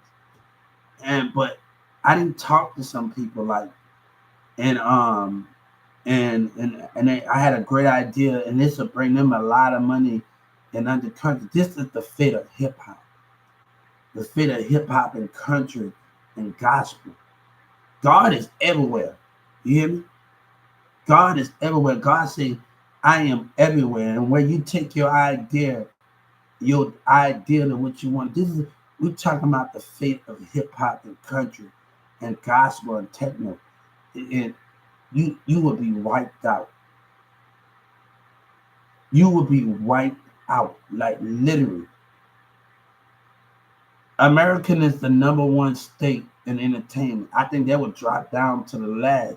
If other people willing to talk to me, and that's make it bad on others, because like on other people I communicated with Chicago and New York and Detroit off of Live Me and Big Live in LA, and everybody said, Hubert, I hope you make it. And that and women in their backyards are Big Live, they say Hubert off of Big Live. Say, I believe in you. Waka Flocka talk about me. I believe you. I'm in the fit, like intelligent women that don't judge and do all of those things. And they had like they pussy, but I believe you. I'm in the video. These niggas getting around there doing these other niggas getting around there doing that sneaky shit and boosting lying and all the way hiding. And I already know after I told you I'm holding it down for BG, you gonna get with that bullshit. I say reach out to Chopper City. I told BG he better wake up. He better wake up, nigga. Him and Mo, he cares about Mo3 and his artists and them. You better wake up. You better speak game in the mindset. When I was going on all my life, I kept it real. When you say the rap game got a lot of rich niggas in it, tell me it got a lot of bitch niggas in it. Oh, and right now we got a lot of lying niggas in it. We got a lot of lying niggas. Your facts ain't making it up. God know it. And the Justice Department, the mayor know, hey, that courtroom, your facts ain't adding up. Or they gonna catch on. They probably, your facts ain't add up. It's something where you can pay people when God told Moses to tell his people to paint the wall with blood, because he know the nine. Those guns on the videos of Mirza, my stepbrother Chris, crunching on my chrome. My brother Chris Because my dad, this guy, he told me last year that my brother Chris went back and he stayed because my brother Chris stayed in the 17th ward and stayed in all the rest of those things. I used to go to the 17th ward when I was a kid and go to everybody got on my ass acting like a wrestler. He your ass crazy. Your ass crazy. I used to stone cold stunning my girlfriend. And they used to get on my ass about it. They act like a wrestler. He cousin say, stay y'all bad ass out of trouble. I used to play with fire extinguishers. And my dad act like it got worse out there. I like, it got worse out there. I said, it got worse. My last visit was 2011. And I was by the east by Livingston. My dad had a house. I was by the east. Over there by my brother went to school at Livingston. I came out the house and kids were just standing. I said, this is my home too, my nigga. They were just standing with their bikes. This is my home too. Hey, this home too, you heard me? This is home too. Take you at the corner store. My dad take me to the store that I grew up at over there and everything. Like, it's been a while since I actually just been like, I was in there in 2019 taking me that damn. It was just, when you haven't been home in a while, and you get there and it's like well, the atmosphere it just changed the last time I've been like everything just like the atmosphere just different and all the rest of those things are just different. Now I used to be friends with a girl named Utoka and date some other girls from Fantasy with. I always had regular relationships. That that was never was the problem. People they acting the ass over here, like literally. Texas got a fucking problem. Like they got more of a damn body. These dumbass girls got a more of a problem with that narcissist shit. They really got a problem with that, man. It's shit. You don't know how I'm rocking, nigga. You don't know how I'm rocking, nigga. They got a damn problem, man. They really got a problem, man. Like, you know what I'm saying? They really got a problem, and they know it. I haven't even put other women in that situation. Say, bitch, you acting too bougie. You better go get, baby. You better, because I don't have to pay attention to you. But when a nigga close their mind, they want to act the ass and treat a nigga different. But you hoes want all around. You women acting like you, or you all in that in the bag of chips. And you better know who the fuck you dealing with. But when a nigga don't pay attention to you, act like he's in another universe, don't pay attention to you, y'all want to call a nigga stupid and dumb and feel weird around. Y'all better leave me the fuck alone. You better know who the fuck who I am. I really don't got, they doing that shit at Walmart. These dumbass bitches, man, you better know who the fuck I am. Because right now, you asking me to go. You know, Demir told me, Demir's sister, Emily Cabinet. And Demir, they never felt ashamed of me. No. I don't know what you're talking about with that situation. That girl talking about. Mirz's mom, Demir and the moms and dad, Sabina mom, it never was that. And I'm not going to play that role like they felt. No. This is about people saying I was cheap. People trying to get to me. That's all that is. That's all that is. You don't know a damn thing about what's going on. Everybody's speaking about something and don't know a damn thing about how I been when I was getting chewed out when I was a teenager. So you don't know a damn thing about what's going on. So I'm not gonna talk about people as a shit. No, even Demir mom and dad believed in me. You know, so and Mirza, don't do that, man. You don't know what the hell you talking about. It never was like that, but people try to get close to me. That's the only difference with that situation.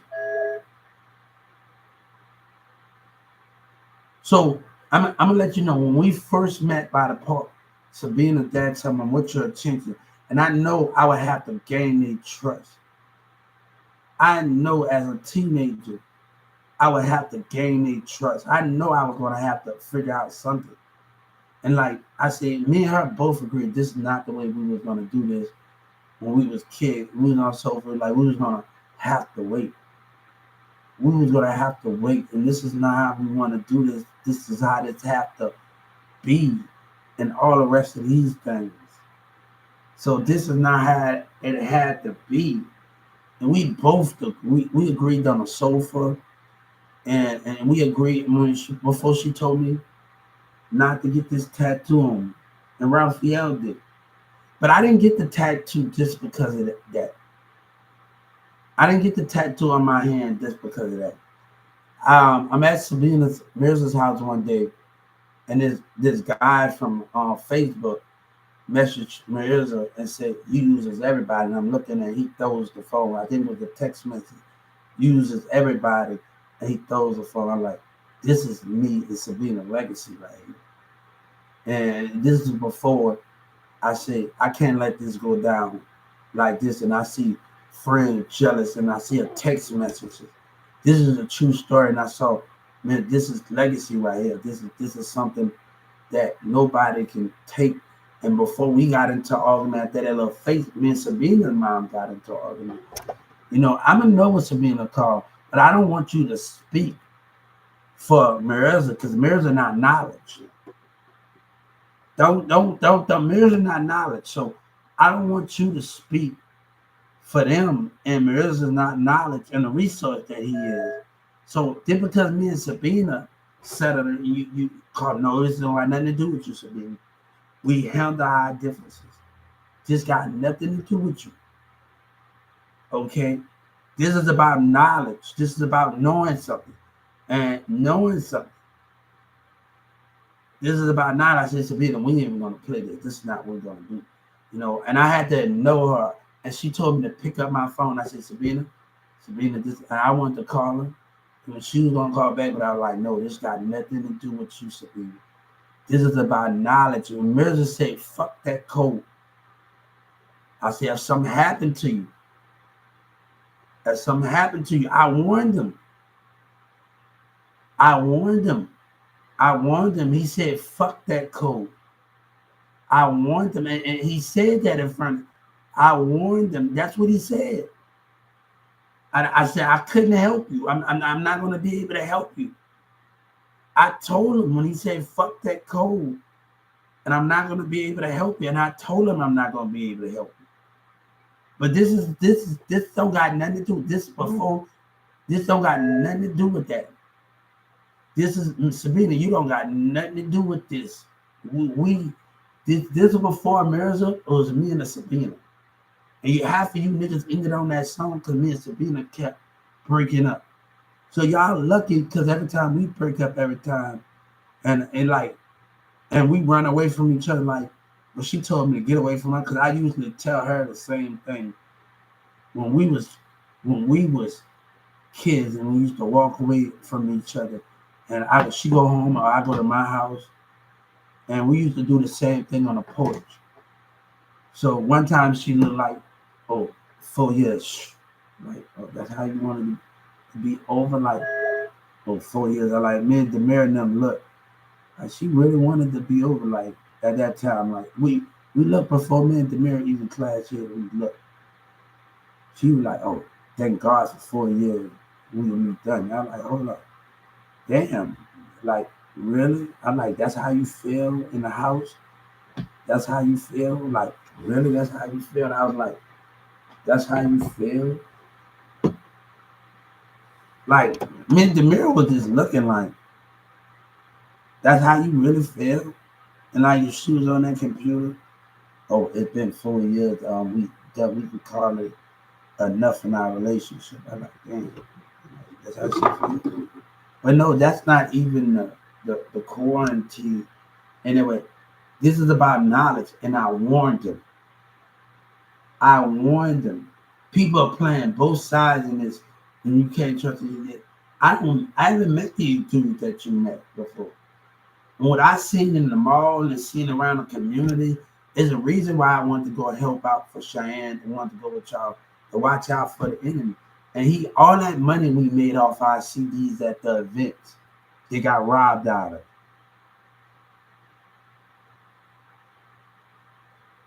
And he called me crying. I say, I love you, Mirza, but that shit, you my brother. But I gave you, and like I gave you a heads up. He didn't know all the work that I was doing and know these things, and I know all of these things, and he called me crazy and fuck that code. I said, if something happened to you, man, I can't save you because you ain't willing to listen. You ain't willing to listen, man. And he got robbed. Even somebody paid the dudes to rob you out the CD money. I don't know how that went. I don't know how that actually went. But he come complaining on me. But Sabina, if Sabina wouldn't have called, and if me and Sabina wouldn't have made amends, and you know, would have made amends, that would have been in a different situation. You know, we would have been both. Some would have been like this nigga. If I would have stayed around with Mirza, someone of both would have happened to the both of us, and he don't even realize that in the opponent. The battles you had, Sabina wouldn't have stepped in and did what she did, and that situation got tense, and y'all did what y'all did. That would have ended up bad. Mirza don't know the power. We both yo cold, fuck the cold. And I had to get away from this. I said, and then I told, it's about my happiness too, man. And I'm not about to let you ruin that because of jealousy and selfishness. It's about my happiness too. And I told him that. And we were sitting at the hotel with Cassie and my other friends. And I told him this. I had enough. You know, I told him I had enough. This is about my happiness too. And I'm not about to let you ruin it, man. Like, I'm not about to do that for your selfish behavior. You know what I'm saying? Your jealousy and all what that is, you know? When Master P said something about my brand and me working didn't match what their friends bring, because I'm having things that they don't have. We going to the mall, shopping at the Galleria, at the Plano Mall, or going to get some at the Galleria Mall and Dillis or something in the mall. We gonna get this big necklace for her, and I'm working and doing all of these things. So this is when I was a teenager. Mirza and Demir working, and we going in there, and we work, and we doing all of those things.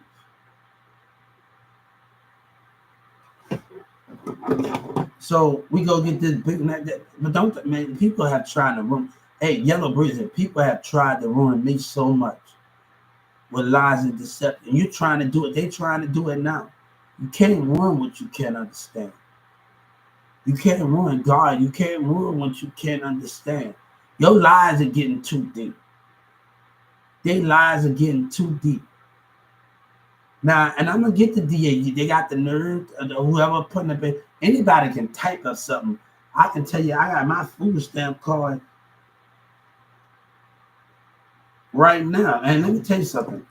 And a person don't have to actually have my food stamp card to steal my benefits. They can just make sure the numbers match up and just put a name into it. Make sure the numbers match. They do everything by numbers. Make sure the numbers match. If you buying something online, make sure the numbers match. And that's the most thing that where I things are most crucial. That's why they should start putting. You should start putting in your PIN number on the apps. Start putting in your PIN numbers on the stores. We should go rate digital and everything. And when you buying, and if I say I'm buying some food, I got my Chase card and I got this, and I'm buying some food, and I want to shop at Walmart. Why not put my PIN number to that credit card to confirm the purchase? And why not do the same thing with the food stuff? Instead of typing in all of this, why not do those things and just be like, hold on. They would have to put the PIN number to confirm whatever the thing is and confirm it. And they would have to send a message to that person's email to confirm that email. So, they would have to do that, the email on the card. So even if you have that, like, if you're not purchasing online. So anybody just could come up with numbers and just put it on Walmart. I can come up with a lot of numbers and I can just put any name on that, and bam, I got my stuff like that. Right? I got that right there, right? So it doesn't matter.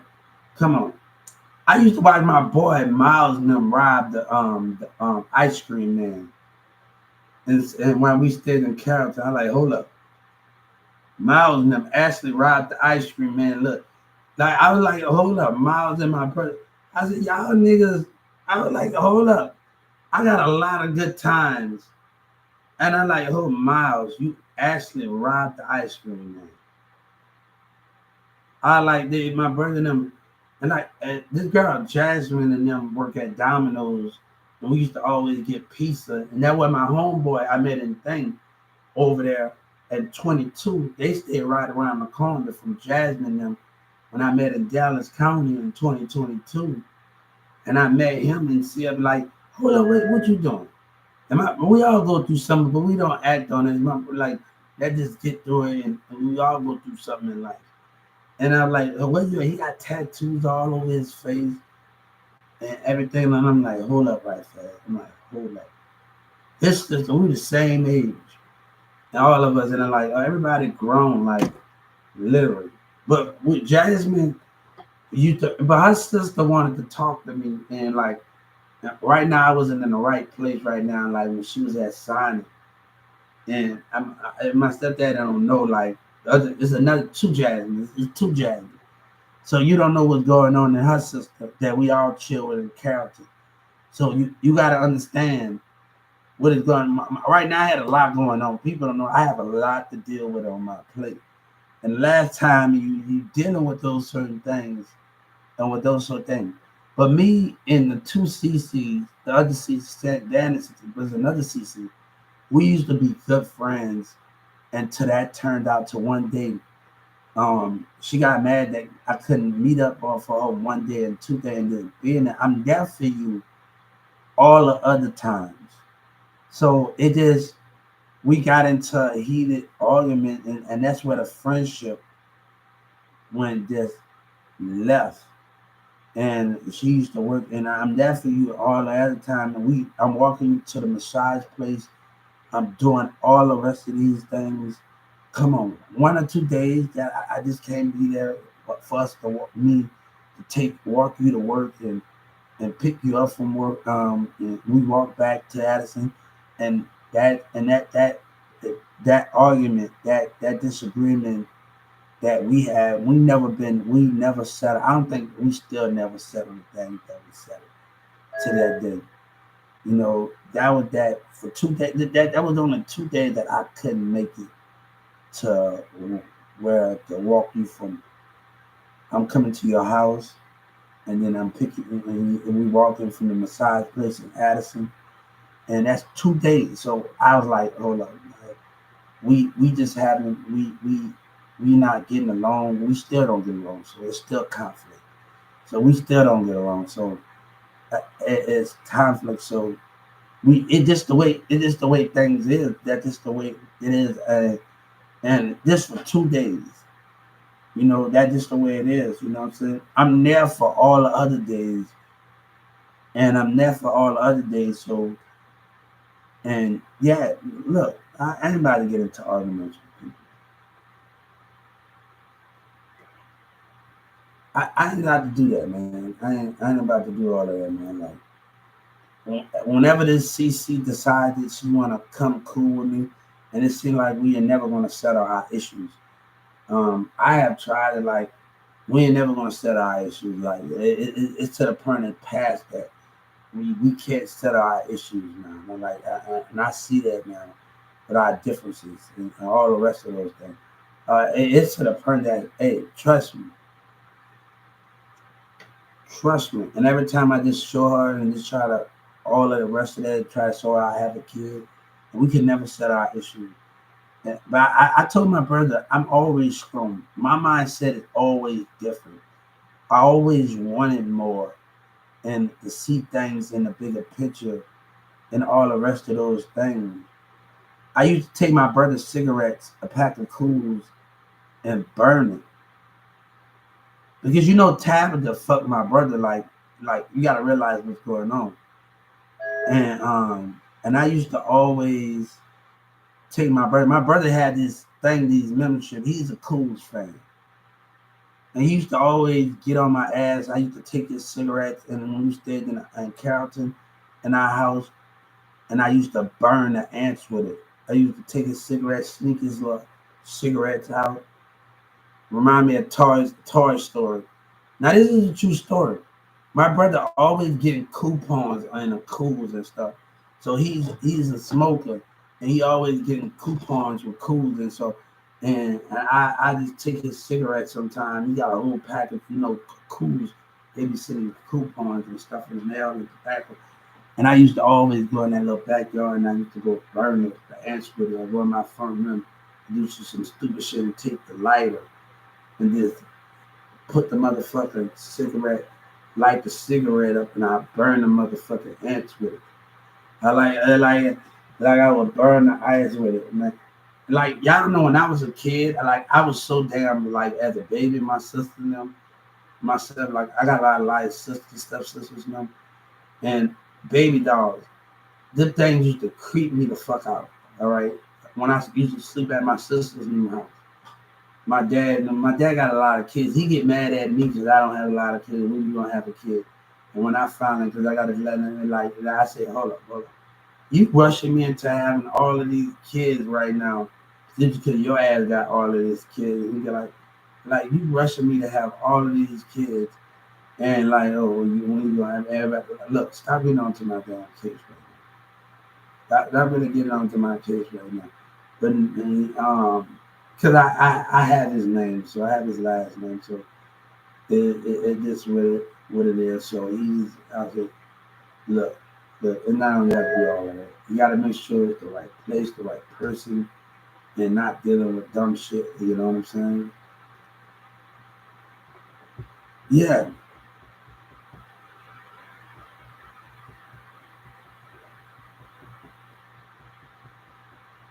yeah, man. But me and Cece, we not cool. I don't know if that's ever gonna work out, and I don't know if all that ever gonna work out. Our issues that we had, and me just not being there, and just 2 days. Come on, I'm there for every other day. This for 2 days. See, I'm there for every other day. I'm with you for every other day. I'm with you.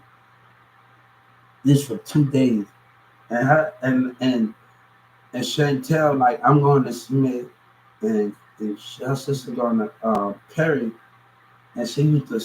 This went on for about a year, and she sneaking out one day, and nothing used to happen. We say we both agreed. Say, you I got respect for you, and I got respect for Sabina. We're not gonna cross that line. But we used to just talk at night. We used to just talk, me and Chantel. We used to do it, and she family. Cece did the same thing, like in the living room. She family, so she did the same thing. Like we family, this family. So she stayed in the downstairs living room. So she family. I don't know why I just didn't ask her to turn around and let her in. Like literally, instead of having to sneak her through the damn window. Like literally. But we used to just talk. She probably don't remember the conversations we had. So I actually told her that and I remember she said, didn't we say we both all right? The mirror telling me stuff and Sabina's mom was like surprised that I know something. Demira told me something when we was a kid, and Sabina kept denying it, But you know what I kept doing? I said, Sabina's gonna tell me when she's ready. And you gotta I trusted like into that progress. Like, there's a reason why she's not telling me. And I had to like really understand that in my relationship with her. I had to really understand that in my relationship with her. And I really had to understand that in my relationship. There's a reason why she's not telling me things. So let me just wait until one day she just tell me. And I was like, he could have handled that in a better situation. In a better situation, like than what he did. Like, and I'm telling your mom, and I see your mom is Mrs. And I say, come on. And you could have been without the cameras or anything, you would have been like Hubert. Now you know you just gotta accept it and we didn't even have to he just took it to the another stage.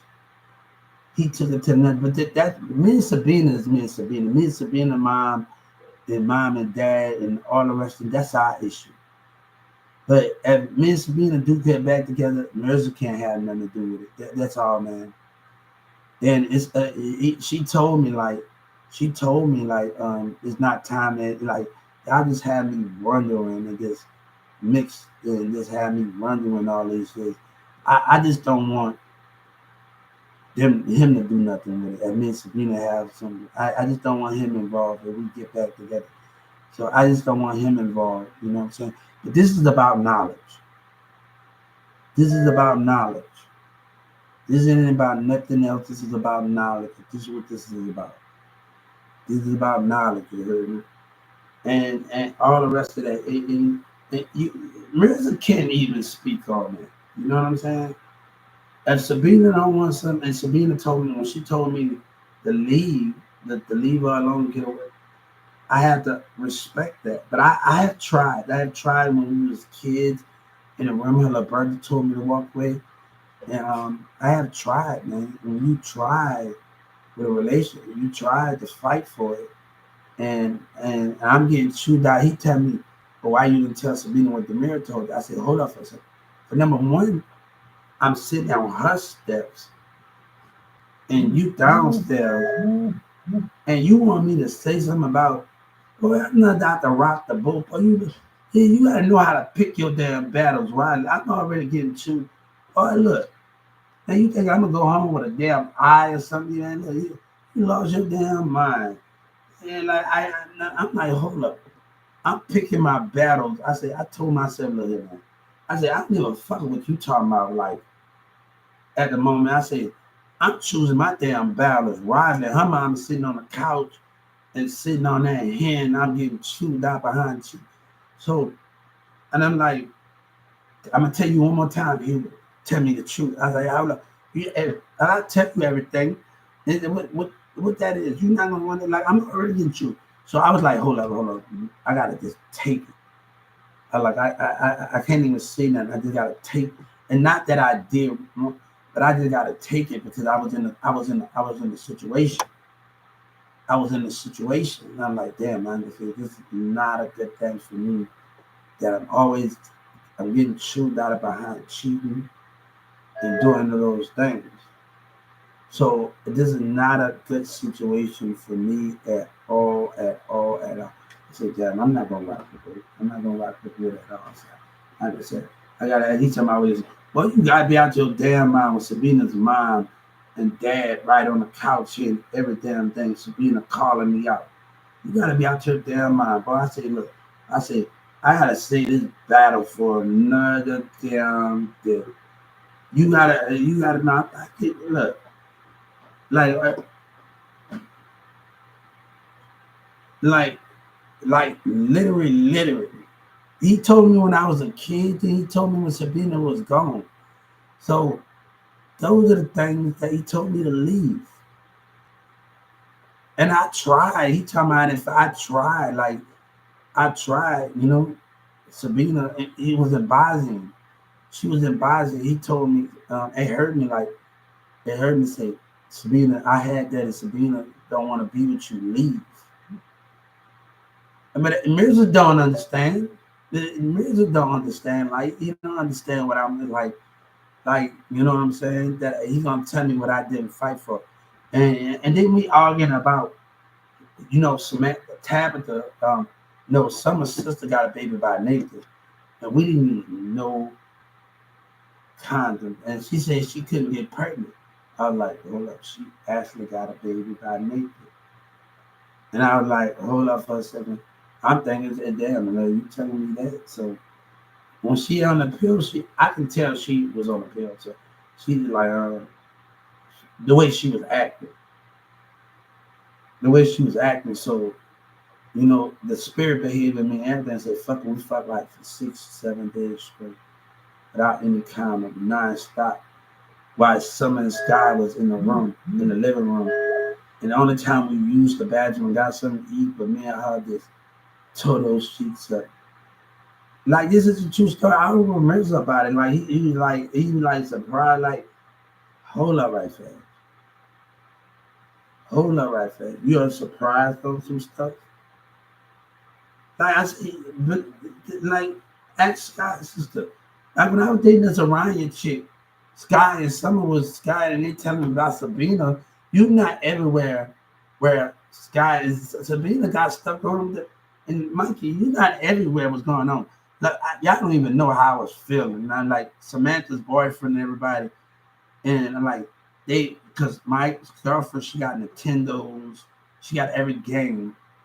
She got like every game, and she Chinese. She got like a lot of games. So her mom, when you go on, she got every game that you know. And like, all right, I wanted to do something different with her in this relationship. So I said, instead of then me having sex with her and being having sex with her, being in the bed, I wanted to show, look, we're gonna put the candles on each of the tub. Let's cut the lights off. Let the shower run. Right? So this is why I want to kiss on the cheeks 5 times. Kiss her on the lips 5 times. Kiss her on the breast 5 times. Kiss her between her chest. Kiss her on the stomach. Kiss her between her legs 5 times. Kiss her down there at the 5 times. I wanted to be so much different from those that she probably don't remember all this. But I wanted to be, and I wanted to hold it. So I hold her in the hour for a shower for an hour. So I wanted to be more like while we hold each other and sleep, and do all of those things, right? So I wanted it to be just like that. I wanted to be like that carried on the bed. I wanted to be with the towel on.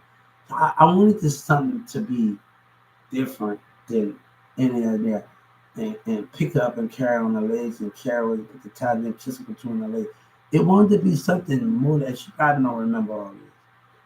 I wanted to be she was Chinese. Her name was Orion. She probably don't remember this. But I wanted to be so much different from that.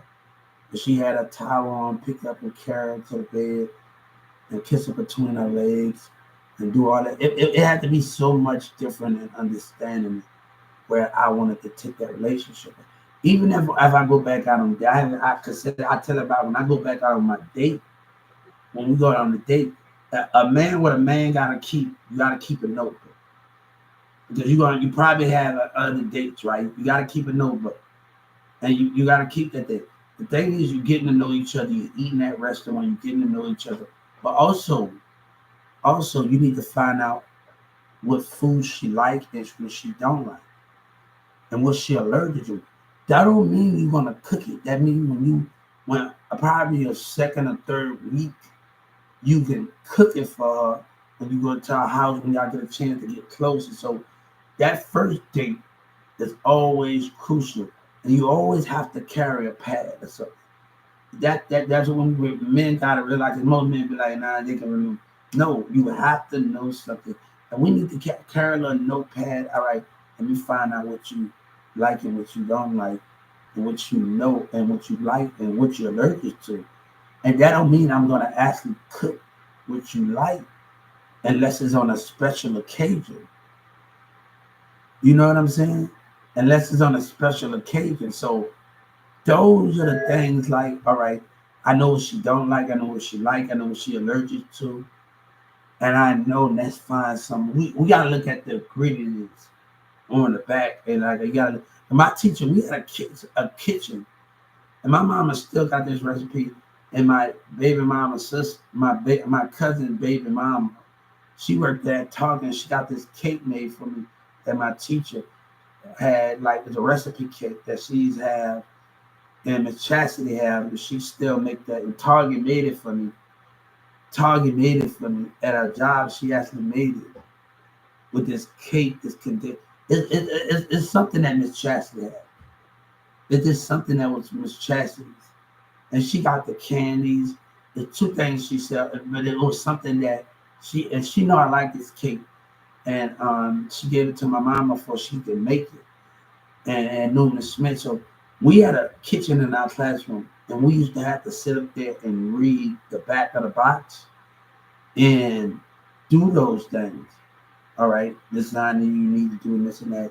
We got everything. So let me tell you something. Friday, almost at the end of the day, we were so different from others. Friday, at the end of the day, we all meet up. We got two classes, two rooms connecting with each other. And we will all meet up in them two classes, and we turn movies and play games, bring my game system. And we would just do that. Like, and not that you don't see Walmart and business needs to straight up. You need to start taking regular kids, Walmart, regular kids in middle schools, elementary schools, and start taking them on the job. I'm like, I know I was mad when I was a kid, seeing all these damn documentaries, seeing all about the post office. I'm not gonna do nothing when you just show me tape about the recycle bin and shit. I'm like, hold up, it's Chastity and them and everybody in school shit. You doing watching all these tapes about recycle bins. And damn, I want to be there to see it hands on. Like, come on, nobody don't want to just sit there and watch it, where you can just get and learn it hands on in person. Like, I was so glad to be able to go to jobs, different businesses, and like, damn, watching that shit, like watching the mailman, watching the post office, and watching the recycle bin on TV. How do you expect somebody to learn from that if you're not doing hands on?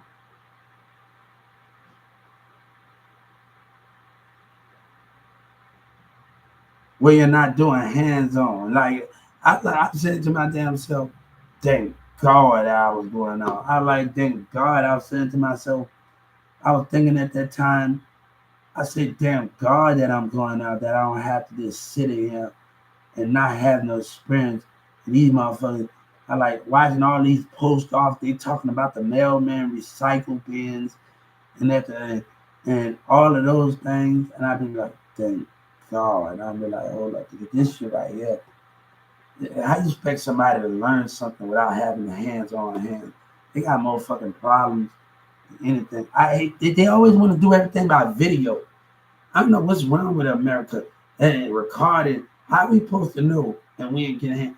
And they don't do this. They need to start doing this at Walmart and Kroger's. Even not this with certain individuals. They need to do that with regular kids, middle school. And start taking them to the job site and showing them around. Bring like every Walmart person should have every store getting these kids on the school bus and letting them, even regular, letting them learn, do stuff and do the simple things, and they can get a job. Like that's the environment that I was around. Like I went to Big Lots working, and I worked at 15. And Renee a liar, because you know why? They wanted me to the stockers at night so he could come to us, and she had a racial agenda. Her and Charles and Steve and them. This is a true story. Even the Coca-Cola, the vendors wanted me to come. Hubert, you work hard. Like, let me tell you something. You got to understand about the Coca-Cola vendors. And Miss Deborah coming in, Miss D9 coming in there, and they come in there every morning. The trash in the box is already pulled, that the bell is already full. And to that door, all the way to that entrance, is packed. And the vendors say, Hubert. That's why when they ask for stuff for me, they could ask me to take crates. But, they didn't ask me for that much. Hubert help me put this crate. And, like, they didn't ask me for me, like, I would do anything like, Hubert, I need to take this plastic. and the Coca-Cola vendors and everybody, like, because we help each other out. And like Hubert, they can't even get their products in the store because the way that Charles and them operate in the store, the way Charles and Steve. And I was like, when I got to this other Walmart, I was like, damn, Rebecca here, Rebecca's husband here. I like, damn, I got somebody that know how Russell, know how Charles operate, and Steve know. So let me get on this walker. I was getting on their damn nerves. Give me a key then. I was getting on their damn nerves. I seen Rebecca's husband's face, like I was getting on all of everybody's nerves. I seen his facial expression, and I was actually getting on his damn nerves. Come on, you know how you know. Have you ever worked at a store like, and you know how Steve and Charles and them is? So I been like, all right, and with Shawnee, I could have did like I had the freedom of range of doing anything. So in a department with her, like literally, and I really didn't have no boundaries of my limits, and nobody put me down. Shawnee never put me down, like never ever put me down. Like the whole time I read, she never put me down. Like none of the like the CSM. And you know, I was in the deli, and you know, that's the first time I heard something. One of the CSMs say you good at what you do, and they miss me being in that position. And no, this is the truth, because you really don't know appreciation till you know appreciation. You so used to people treating you bad, you really don't know appreciation until you know appreciation. Like you don't know those things. Come on. And like I had that moment when a CSM told me, like, look, that is the first time I heard that in a while. Like nobody never told me that it's narcissist at Charles and dealing with Charles. Like you gotta understand, Robert, when he first met me, he was scared as hell. I'm about to meet Summer's coming in there. And she said, "Hey, how you doing?" She see me in the deli, and Summer come in there, and Robert, like, I learned some stuff at the bending at Toys R Us, and the guy said, "I'm trying to teach you something," and and um he taught me, and I was able to take Miss Brittany and what they taught me before he left and teach it, and Robert was so scared. I looked at his spirit. He was so scared. I said, God said he was scared to see the way I get those products. Even other managers from the other store see me stocking and doing all of that, and they act in some type of way, spirit behavior. I'm not making this up. When I was on the clock. I'm not making this up, guys. I told the Justice Department, look at the camera. I'm not making this up, guys. Watch it. It's all about watching the spirit. Watch the spirit. Like when I was actually in the deli at Walmart, and I was actually in the deli, and Jessica hired like 4 or 5 new employees, and I said some stuff, and she wasn't there at the time, and I'm sitting out in the open behind the desk and I'm stocking, and I said some stuff. You know, it's Jessica, and I'm looking at the mindset in the spirit. And I said out like, you know, Jessica, she's really thankful before she hired people. And the customer was like, you're right. The mindset of jealousy, the behavior, and all the rest of those things. And I like the customer even agreed with me. Like, this is a true story. I'm not making this up. Me and her looking at the mindset. I'm not lying to you guys. I'm not lying to you. Like, only problem with me is some of the customer had when they came in with their teenager daughters and the kid about my relationship. That's the only problem. Other than that, I didn't really have no problem. Didn't Miller talk about be honest. Hey, you don't know honesty when it bit you in the ass. You don't know honesty and bit you at. Don't come with that bullshit, man. You lying to the Justice Department. And you lie. I told the president, If you believe that lying dude and adjustment, you gotta catch on to the lies that person tell, and you believe his bull crap, man. And you believe his bull crap. I say, if you catch on to that, and only way he's behaving right, because of Trump stepped in. That little shit that he pulled, that's the only way they want to behave right. That's the only way they want to behave. He'll be still buffooning himself. And I need them to catch on to that. Trump, when he stepped in, he would be still buffooning himself, man. I'm being honest with you. They'll be still lying and calling racist names out there in the thing. And he taking up for his employees. Hey, I told him, God said, you denying God. You denying him. I bet you if God said, if I sit at the table, they're going to leave. Because they don't understand God. They don't understand. They're going to walk away from God because they don't understand. They're going to walk away from him. I say, you scared? You scared to let God? They don't truly believe in God. You scared? I said, I bet you walk away. That's the truth. They're gonna walk away. I said, you can't handle it. And the lady doing a tagging at this Walmart over here, she said, she gonna talk about, oh, he's lying and I'm gonna prove it. And she playing with the mindset, like whispering, like from a distance, he 10 feet or 15 feet, playing with the mindset. And I'm like, hold up.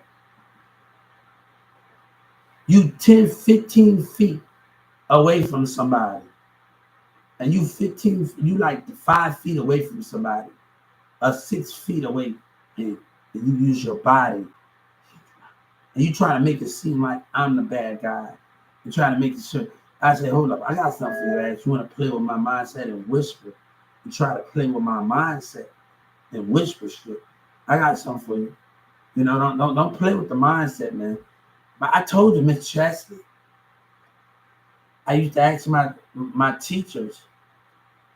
I used to step 15 feet away from my classmate, and I used to ask Miss Chastity, with my classmates, what they saying, and Miss Chastity would tell me he got a hole in his throat because he can't talk, and he can see, but he can't talk. And I would ask him, what he's trying to tell you? What he's trying to tell you? And I would ask Miss Chastity, and I would have to understand the body language, step 15 feet away and just understand. It's the same with my other classmate. She was blind, and she was on the Dallas news, and she was blind. And like, I'd sit up there and ask Miss Chastity would sit up there and guide. I told you, like the Christina know these little Mexican dudes when I got in the fight, because I had to stop. Mr. Isley always doing the opposite. Y'all got to understand with this damn man at Newman Smith. He's always doing the damn opposite as a leader. He's always doing the opposite. His behavior, my sister-in-law don't like him. His behavior is just the opposite of it. He's always doing the wrong thing. And y'all got to understand with a man like that, he's already, my class, I'm so advanced than everybody else. I'm so advanced than everybody else in my class. So my class members getting picked on. I say, hold up. Just because I'm a little advanced and I'm doing the rest of these things, I'm not gonna allow that to happen. And I started seeing my classmate at 2996, everybody coming in there at the store, angels that did it, like that did it, and then other classmates started coming in there with their parents at Newman Smith. And at Newman Smith High School, I said, damn, where all of the classmates popping up here? What's going on with everybody? What's going on? And I'm like, hold on, what's going on? Like, everybody's popping up at this store, like, and Miss Chastity class popping up, and I'm like, the hell's going on here? And see, be careful. Everybody started popping. I'm like, I was surprised. Hey, how you doing? It's been a long time. And he got class, it's been a long time. And like, it's been a long time, like literally. My brother was I was on a football team, and Kool-Aid and everybody trying to show me. And the coach said, let me train, let me show him. Like, you don't got that many leaders. You don't got that many leaders like that. And Walmart is being dictated.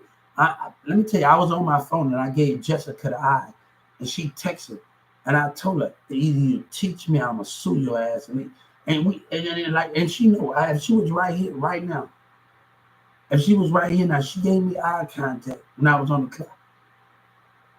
And she gave me eye contact, and right there, when we looked each other in the eyes, and I saw her spirit behavior, and we looked, I said, and she heard every word that I said. And whoever she was texting at 2996, and I wanted her to hear every word. Either you teach me or I'ma sue you. Because to me, all the people from Chicago, New York, some people agree with me, but there's one out of dude didn't agree with me.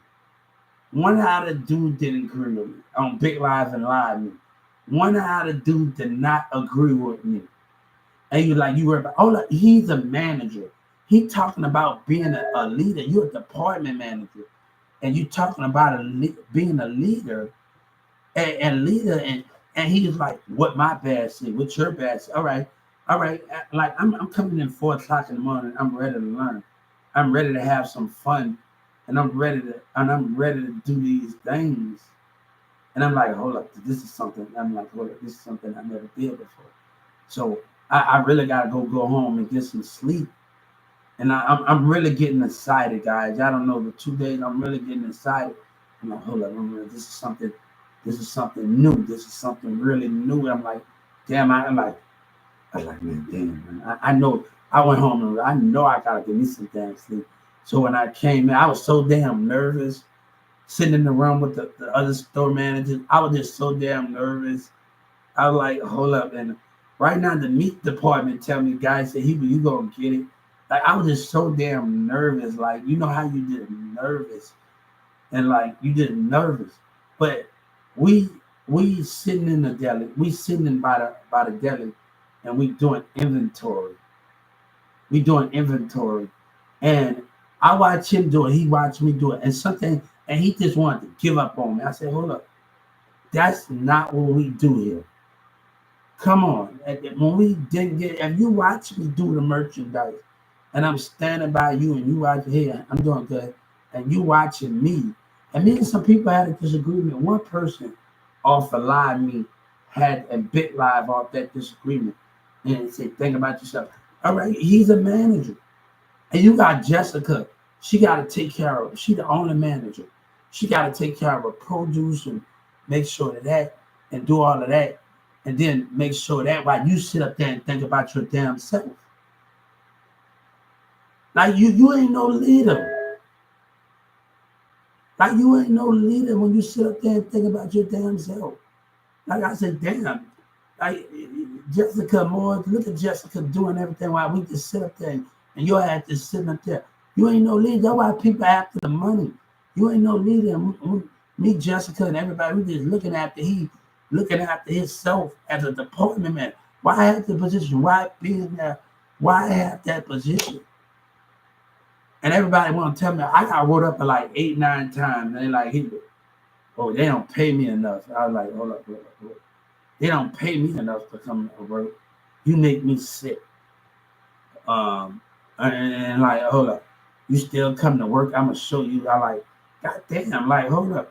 Right when I came back the next day and I turned in and did it, after what happened, your ass still come back to work? I'm like, hold up.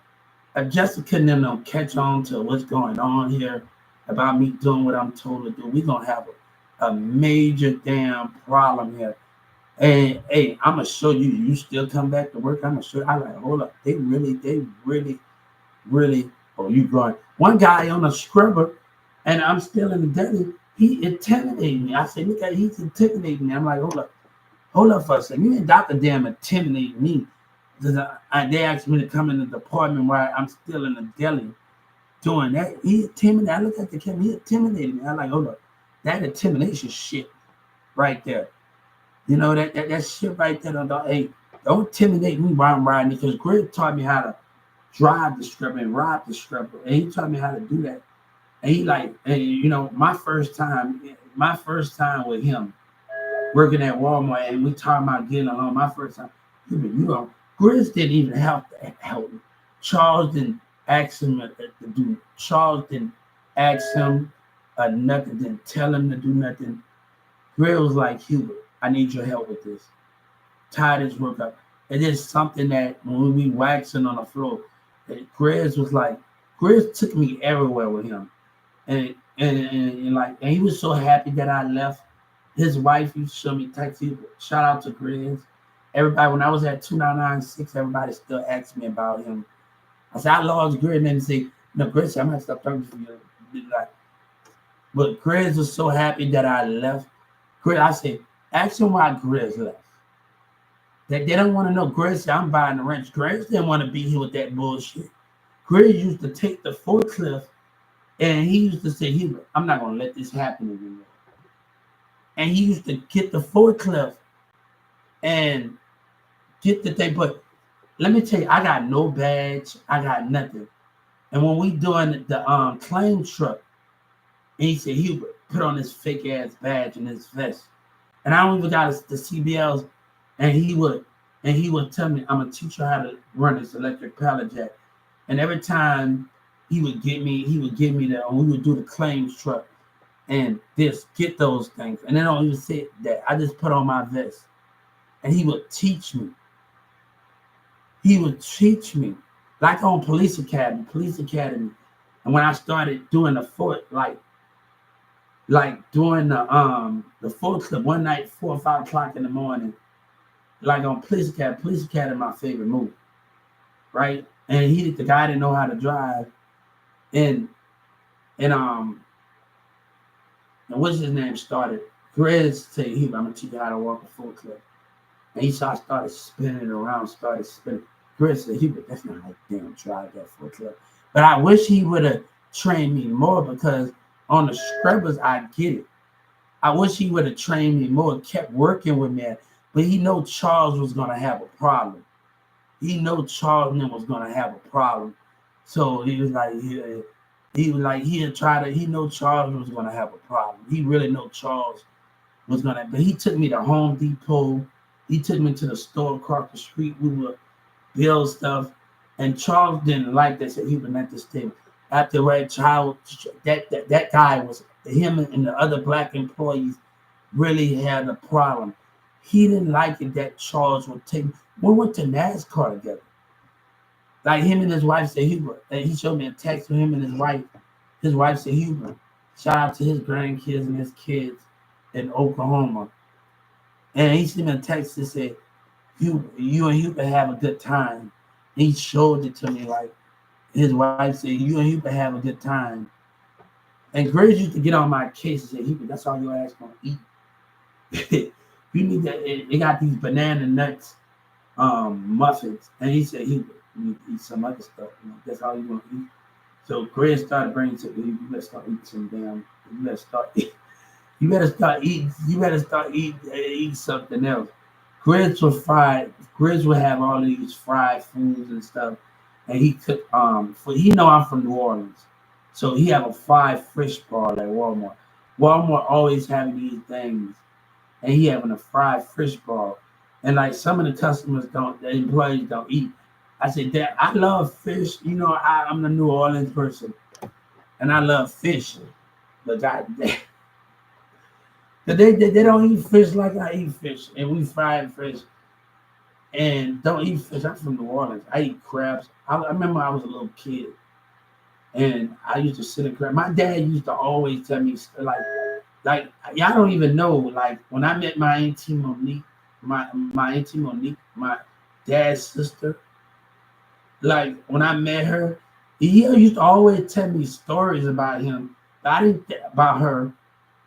Let me repeat about her, because he got a brother that he's still telling me about the other day. And he used to always tell me a story. I said, Dad, you don't got no sister. I don't believe.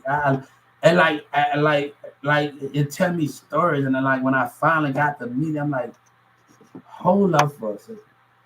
I'm like, all the stories that he tells me, it was the truth. I was like, what the hell going on? I'm like, I'm like, he just tell us stories, and we go through the New Orleans on the West Bank where they ship two kids many records at, and Wayne at the my dad used to have his little bear and sit me on his lap between his legs and teach us how to drive the wheel and teach me on that. I like, man, like, look, really, really, like, really. I like really, really, and I said, damn, he's asking because I could have slide there. I like slide there was like the country, so I go out there with my cousin Elvis and them alive. We sleep over there, and if we're not in Opelousas in the country and slide down in the country, I grew up in the country. We're not doing that. Like I moved around, like even in New Orleans, like I got sisters and stuff, so I moved around like and all the rest of those things. And my sister got like mad at me. I said, "Look, my like how many months your baby?" I said, "Oh, sister, I just got out the damn. I just came out here." And I was like, come on, like literally, like literally, like literally, like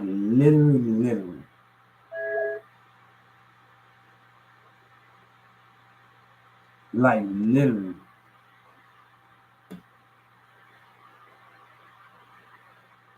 Like, yeah, and I got in Atlanta. We're in the hot Harry Potter film, the Harry Potter Cookie Monster, Harry Potter Elmo Cookie Monster film, and I'm pushing them around and letting them watch it. Man, but damn, listening to a woman, I'm gonna tell you that was a must me. I was like, man, I didn't like about just listening to your woman and asking her and telling her she needs babies, like making about it. We men complain about stuff like literally.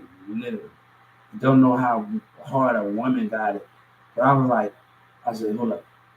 I like, man, like, and I was like, hold up, I'm gonna make all of these 6 bottles and I'm gonna get the Pampers and and I'm gonna put it by the bed and all she do, you get your little mini refrigerator to go in your room, like a little cooler to go in your room to keep the bottles in. When you're a father and y'all in the same room together, always get your little mini refrigerator in the room. So you don't have to go to the kitchen and get your little mini refrigerator and you put the bottles in there and you got 6 or 7 bottles, okay?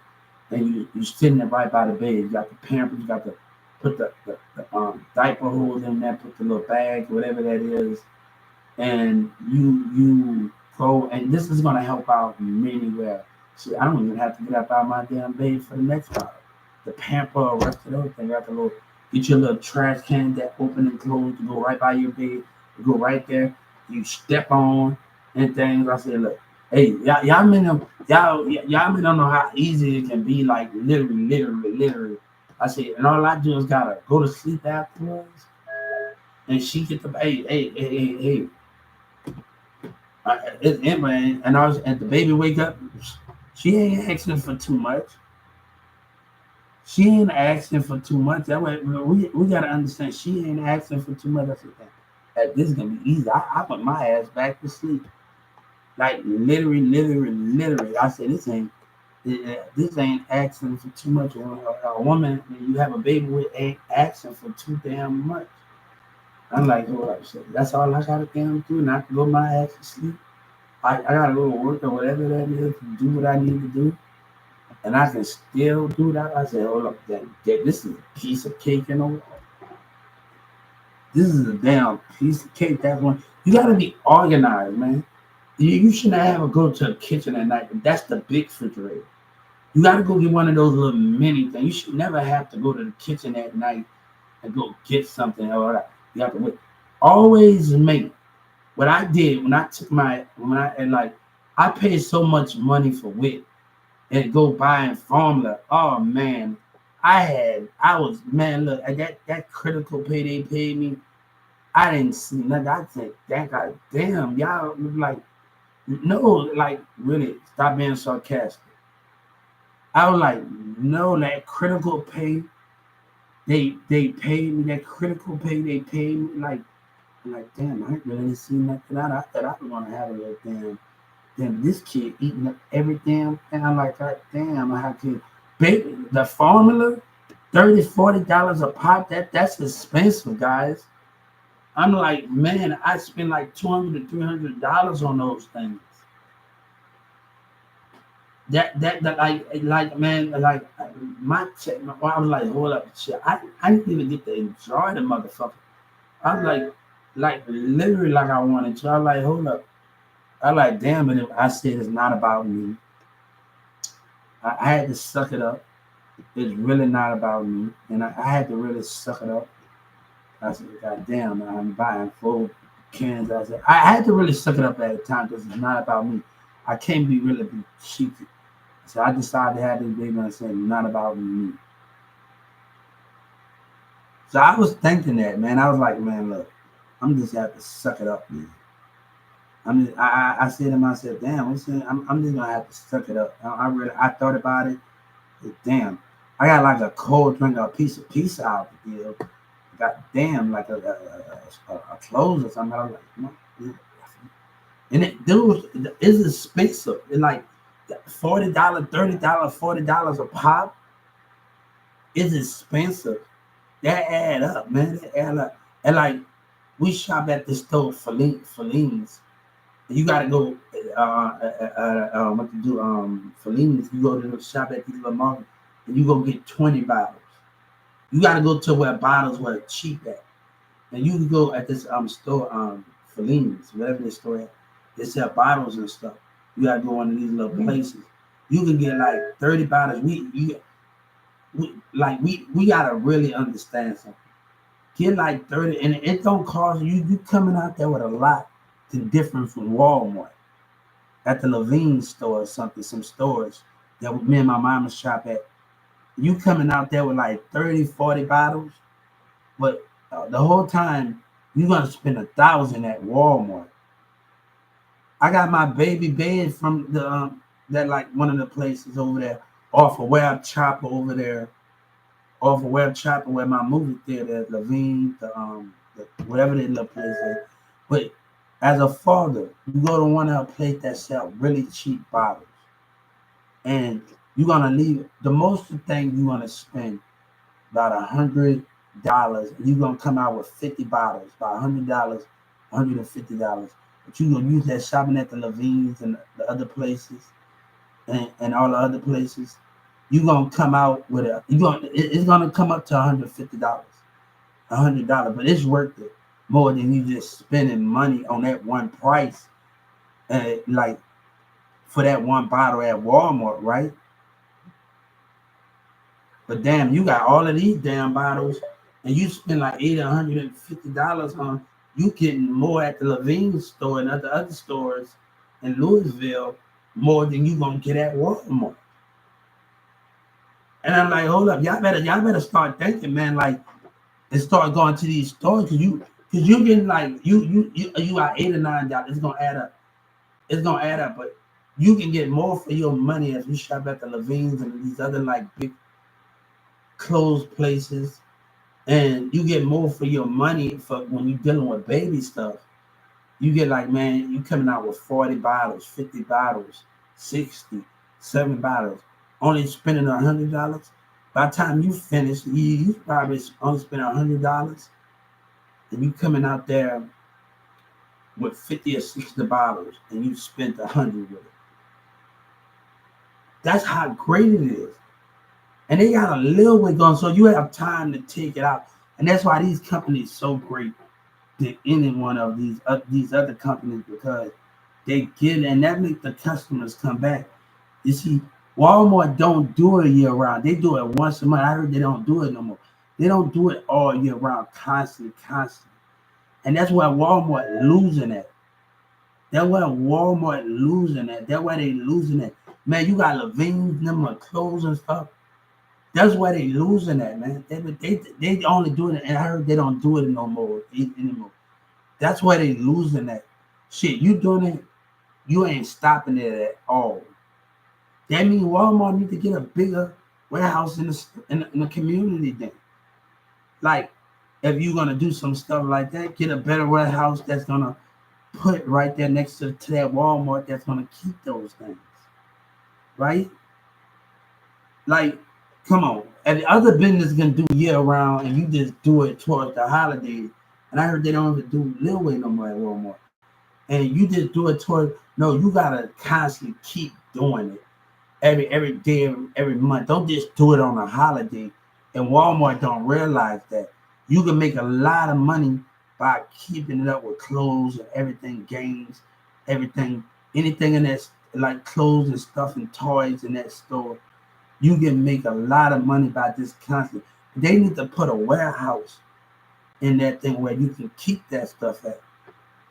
Like you need a bigger place like BAM that's close by that can keep all of that stuff. But if you don't got a bigger place, Walmart losing, the other business making more money than, well, I know the Levines and other places that I shop at in Texas and around in Fort Worth and Arlington and the rest of those places where that's not like Walmart and not like Target. They getting money and they stay all year round. And that'd be the perfect thing about those things when it comes to products. And I like, hold up. My mom said, you can go to this car, you can go to this place and get that for that. You know what I'm saying?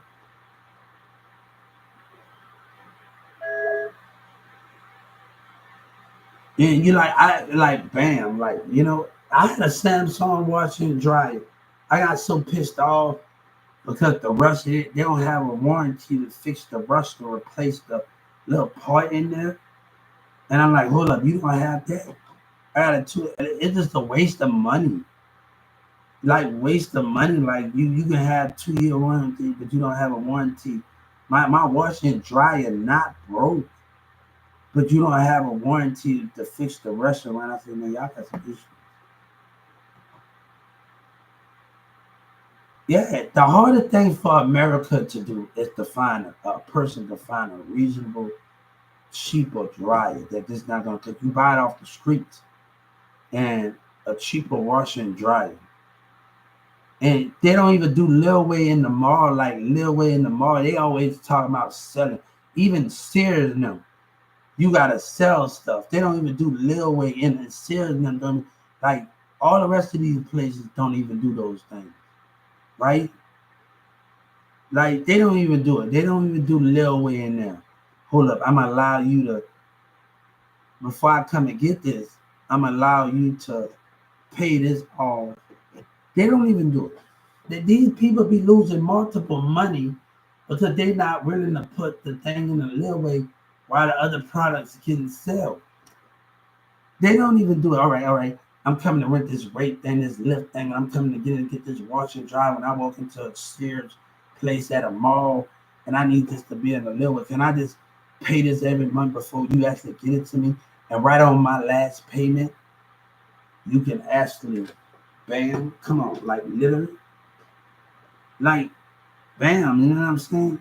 You have to show the appreciation. Like that's why they losing money because you're not willing to compromise. See, just all of these retail places losing money and losing money. You would just want to sell stuff and put the price of stuff and have credit, but you're not willing to do a little way to have those things. This product sold already. They paying this, and we gonna wait till they get to a few, yes, a few couple of things to do those things, and you don't even, and that's where the trouble lie in that foreplay. Like when you dealing with certain individuals in those foreplays, right? Sears can make money just like that by just working with a customer and tell her, let me put this. I don't for the low income. The only time your products is gonna sell, your retail products, big merchandise gonna sell in Sears in income tax. You're losing. You're actually losing every year. You're gonna constantly have a drought. You're gonna constantly not sell. Then when it slows up, you run out of money when it slows up. Instead of putting a little way down and doing this thing, all right, this person getting this product, you doing everything by credit and doing all of this person paying, they got a job, they showing me they got a job. You get into your fifth or sixth payment through your bank and you get into your sixth or seventh, how many payment, I'm allowed you to take this home. And those things those things is the crucial part in those things of the format and those things, right?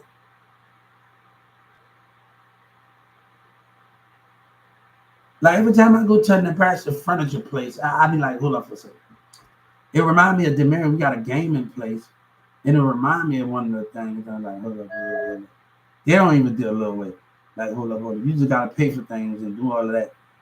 But you like, I'm like, I see this game. It remind me of Demir because Demir a damn game. He's a damn gay. If you have that in the house, you have that in the house. This nigga would not even actually like leave the damn house. That's how he just a assassin creep fan, and he would not leave the damn house. I used to sit up there and sit the mirror.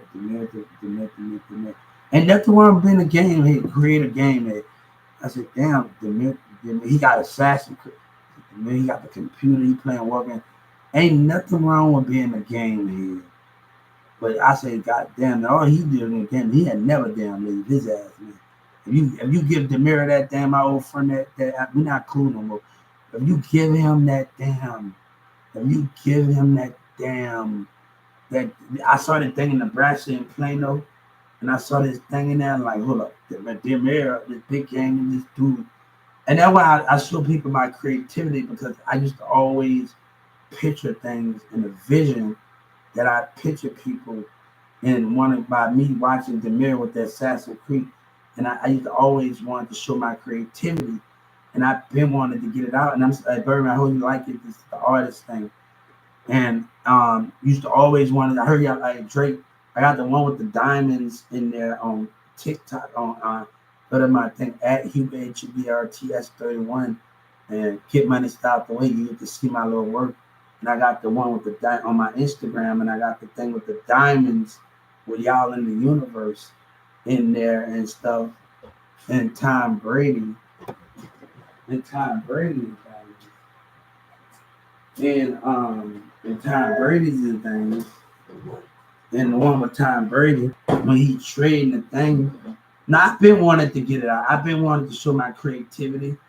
I was just waiting. I was just focusing on other things. I've been wanting to show my creativity, and I had other things to just focus on that. Matter of fact, I never got a chance to just really. It been in the tank to really just do the things that I wanted to do.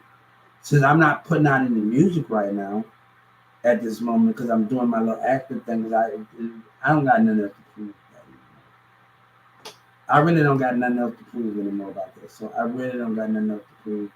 But those things I took drama, so I said this is the perfect time to get people to see my personality and do things that I need to do and get on TikTok and get on these things and show people what I can do and show when I took drama at me and show people a different side of me like that you usually don't get from me. And you usually don't get from me, like, you know what I'm saying? So the drama is a little different, but you usually don't get from me in that format. So to show people a different side of me. And that's gonna be the greatest thing on this journey. You know, I told people I don't want you to ride with me because of money. I want you to ride with me because of growth and ambition that you want more. I don't want you to be on my team because or whatever it is because of the money. I want you to be on my team because you want something way more in life.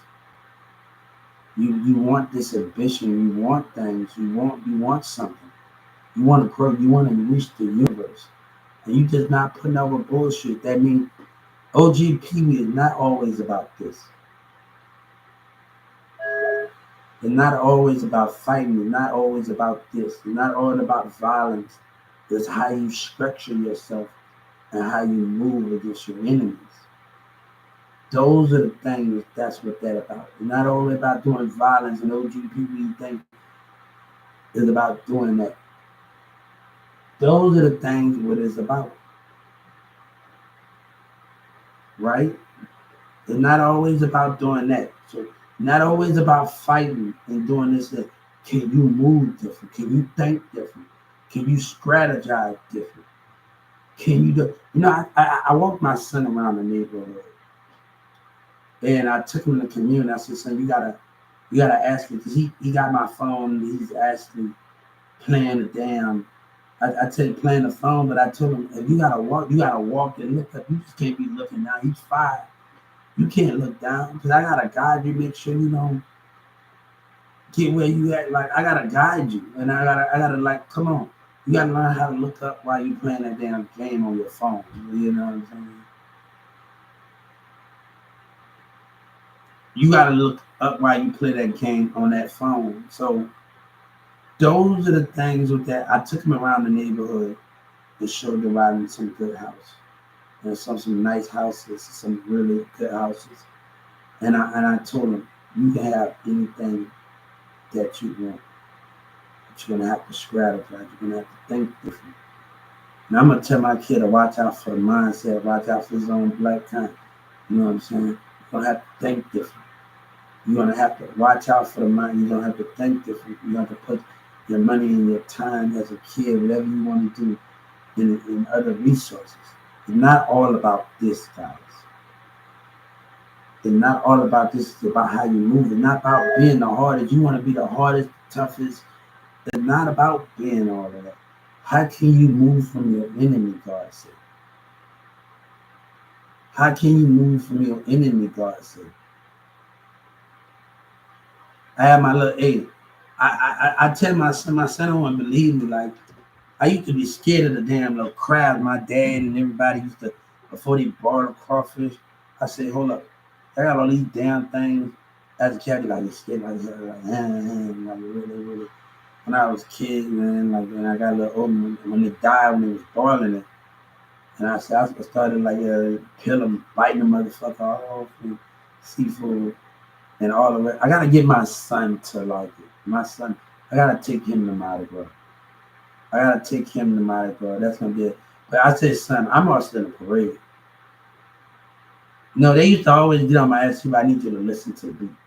I like, then I remember with the horses, I got like horse. I like, hold up. Like, why we got to hold it? And they can't hold it. I'm like, these damn horses shitting on the ground. And I'm like, I'm getting pissed off, guys. I'm getting really pissed off. And I'm like, man, you know, we shop at Sports Academy, right? Sports Academy. So these band shoes are not cheap. They're not cheap, you know, $8 or $9 per. You shopping at Sports Academy Sports, and you shopping at Academy Sports. That shit is not cheap with the band shoes. I said, hold up. You know, these about $900. They're not cheap. Your mama not gonna buy you no another shoes until they really worn out. It's going good. How you doing? It's going good. How y'all doing? How you doing? It's going, how you doing? And I said to myself, this motherfucker, no, he didn't. No, he didn't at all. No, he didn't at all. I mean, we motherfucking hard. We gotta stop that and take the joy. My band used to always get in my ass. Why you talking to the cheerleaders? Why you taking your symbols home? Why you doing this? I told you not to do this. Why you not in line? Like, he used to always constantly get in my ass at fantasy league. Why you going up talking to the cheerleaders? Why you like literally used to be like in fantasy league? He used to, then I told you to be in line. Then I told you this and that. And he used to always get on my ass, and other people like used to like always get on my ass and stuff. So always used to get on me. Like these one, like a couple of dudes in the band and everybody like they fucked this dude girl under the tree, and I know them, and I like at fantasy wins and say, why y'all do that, man? That's all. Like man, like man, y'all niggas, like I'm dating somebody and I'm doing thing. I'm like, y'all niggas, man, so he did. Because the guy that was in the band with me, he really got to know me. Like when we was in regular PE, he actually went to jail because he said I'm not scared. Like, but actually when he got to know me, it was something much more different in the band class because he played cymbals, and I had to listen to him and really listen to him. And he said something about he went to jail for pissing in a girl's mouth. So he actually went to jail at Fantasy Williams, smacking her. And then I'm like, we all in regular people. I always been like certain in the things in there. And I had regular, I never took it that far enough on that. Um, but I like, y'all niggas, yeah, what I mean, everybody going to jail. I'm like, man, like, y'all niggas got I like, y'all, I said, that's a hard. I get that school after they get out of jail and I get after under the tree at Fantasy.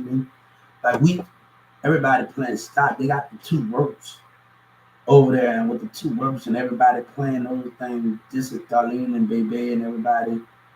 And everybody, I used to have a white girlfriend and doing these things. And I'm like, hold up. And I'm like, what y'all niggas do all of that for? Like, Lord, I used to date a girl named Dominique with braids, her and her other sister. Another like Utopia used to be one of my friends. Me and her was like the bestest friends in New Orleans. Like nobody else. Like our bond was so much tight. Utopia, and they had this girl that loved Nisha. This other girl that was in my school in New Orleans. She loved Lil Romeo, and every time she said, "I love you," and she started just kissing me on my cheek, and she would put Lil Romeo on her ear, and she just crazy about him. He's just crazy about him. Like every time we get on the school bus in Fantasy Williams, and she was just crazy about him. And and she used to just get on and give me little kisses and do all of that, man. And just hug me. And she's just the type of girl that just do that. Get money, stop the way he be up, baby. He be junior sellers. And go to Music Cabinet, go to Music Cabinet 123. You'll see it. Baby Legend, Get Money, Stop the Way. He got Baby Junior. Those are the things of those things, man. But they're not. And Lil Romeo had a house at 14, 15 years old. I don't know how other parents that have their kids to be, but they had a house, and people don't know that Romeo. People should be looking up to Romeo too, because Romeo actually had a house at 14. I don't know. We gotta ask Lil Wayne when he had his first house. When he was, because he's been in the game a long time. By himself, when he had his first house, did that when he actually had his first house. Because all Lil Romeo kids had to go down the street. That's all he had to do. Like, come on, like that's all he got to go down the street. I can't even get mad. Like, I'm not like, because if she loves me and she a Romeo fan, and we communicate off of music, that can be the biggest thing with that. And I listen to him. Romeo go hard too, so he go hard too. So, and the reason why I'm gonna tell you, I came up with the song "Wish You Hear the Word" because, and this is where Lil Diamond "Wish You Hear the Word." I came up with the song because we see Master P in there in New Orleans, but we never see Lil Romeo when I was a kid. Lil Romeo is a different thing when you see Master P and everybody else in there, but you never see little one. You never see little Romeo in there. So I just like, hold on, let me just come up with the song, because when I was in New Orleans, I never saw it. But Master P, you can see Master P. You gonna know when it's Master P. You gonna know when it's Lil Wayne coming up in the G-Wagon. You gonna know when it's Birdman coming up in the thing. You gonna know when them. I saw him at the mall. I was like in New Orleans. My mama like to tell us not to go on the riverwalk, and go places and certain things. But as long as we inside before the street light is on, and on the West Bank, we stay right by the riverwalk, so it ain't nothing to go into the community and get to the riverwalk and go to Canal Street. But I remember Birdman had on a flip phone. He had a white collar shirt. He had some blue. And I could stare at him. This is a true story. Even after I moved out the East apartment where Lil Wayne squat up, I used to watch Lil Wayne. We had a house on Lakewood. My mom used to send me with crawfish, and I used to watch Wayne come through with the G-Wagon. sit on there. And that I always wanted that car. Like, and that was when I get my Apple ID as a Mercedes Benz. When my Apple, I can still get into my Apple ID, and it's a Mercedes Benz. I forgot. Like, there's other passwords I had forgot, but I know one of my cars growing up was amazing. So when I don't have Apple no more. So I just looked in there and they got my restart code. I was like, damn, man, really? I got my restart code on my Apple phone. So I don't have that the Apple iPhone 6 Plus and stuff and 6 them. So I don't even have iPhone no more. So those are the things with that situation. Yeah, man. Darlene with this on fake like year before that, Darlene from New Orleans and baby, she was like, I'm gonna start cracking jokes on she on Facebook, I'm gonna start cracking jokes on everybody. I said, yeah. And she started cracking and I said, I'm gonna start telling everybody off that wanted. Message me, send me a message on Darlene. I was like, send me a message. That was a year before last, about 2018, 2017, 18, when I messaged her. And Darlene and Darlene in New Orleans when I messaged her, said, "Oh, you smell what the rock is cooking? Look at that."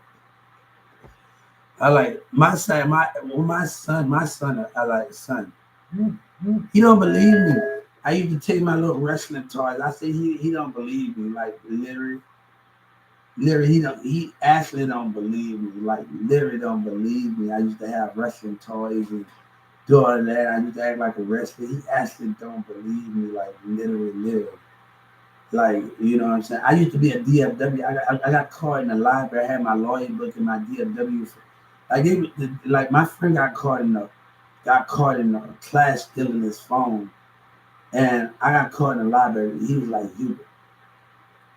I'm not going to tell your teacher that you got caught in the library reading it, but you just can't wait to 3 days. 3 days. You couldn't wait. I like, no, I'm gonna tell you still outside. You know, thank God. Thank God, like literally.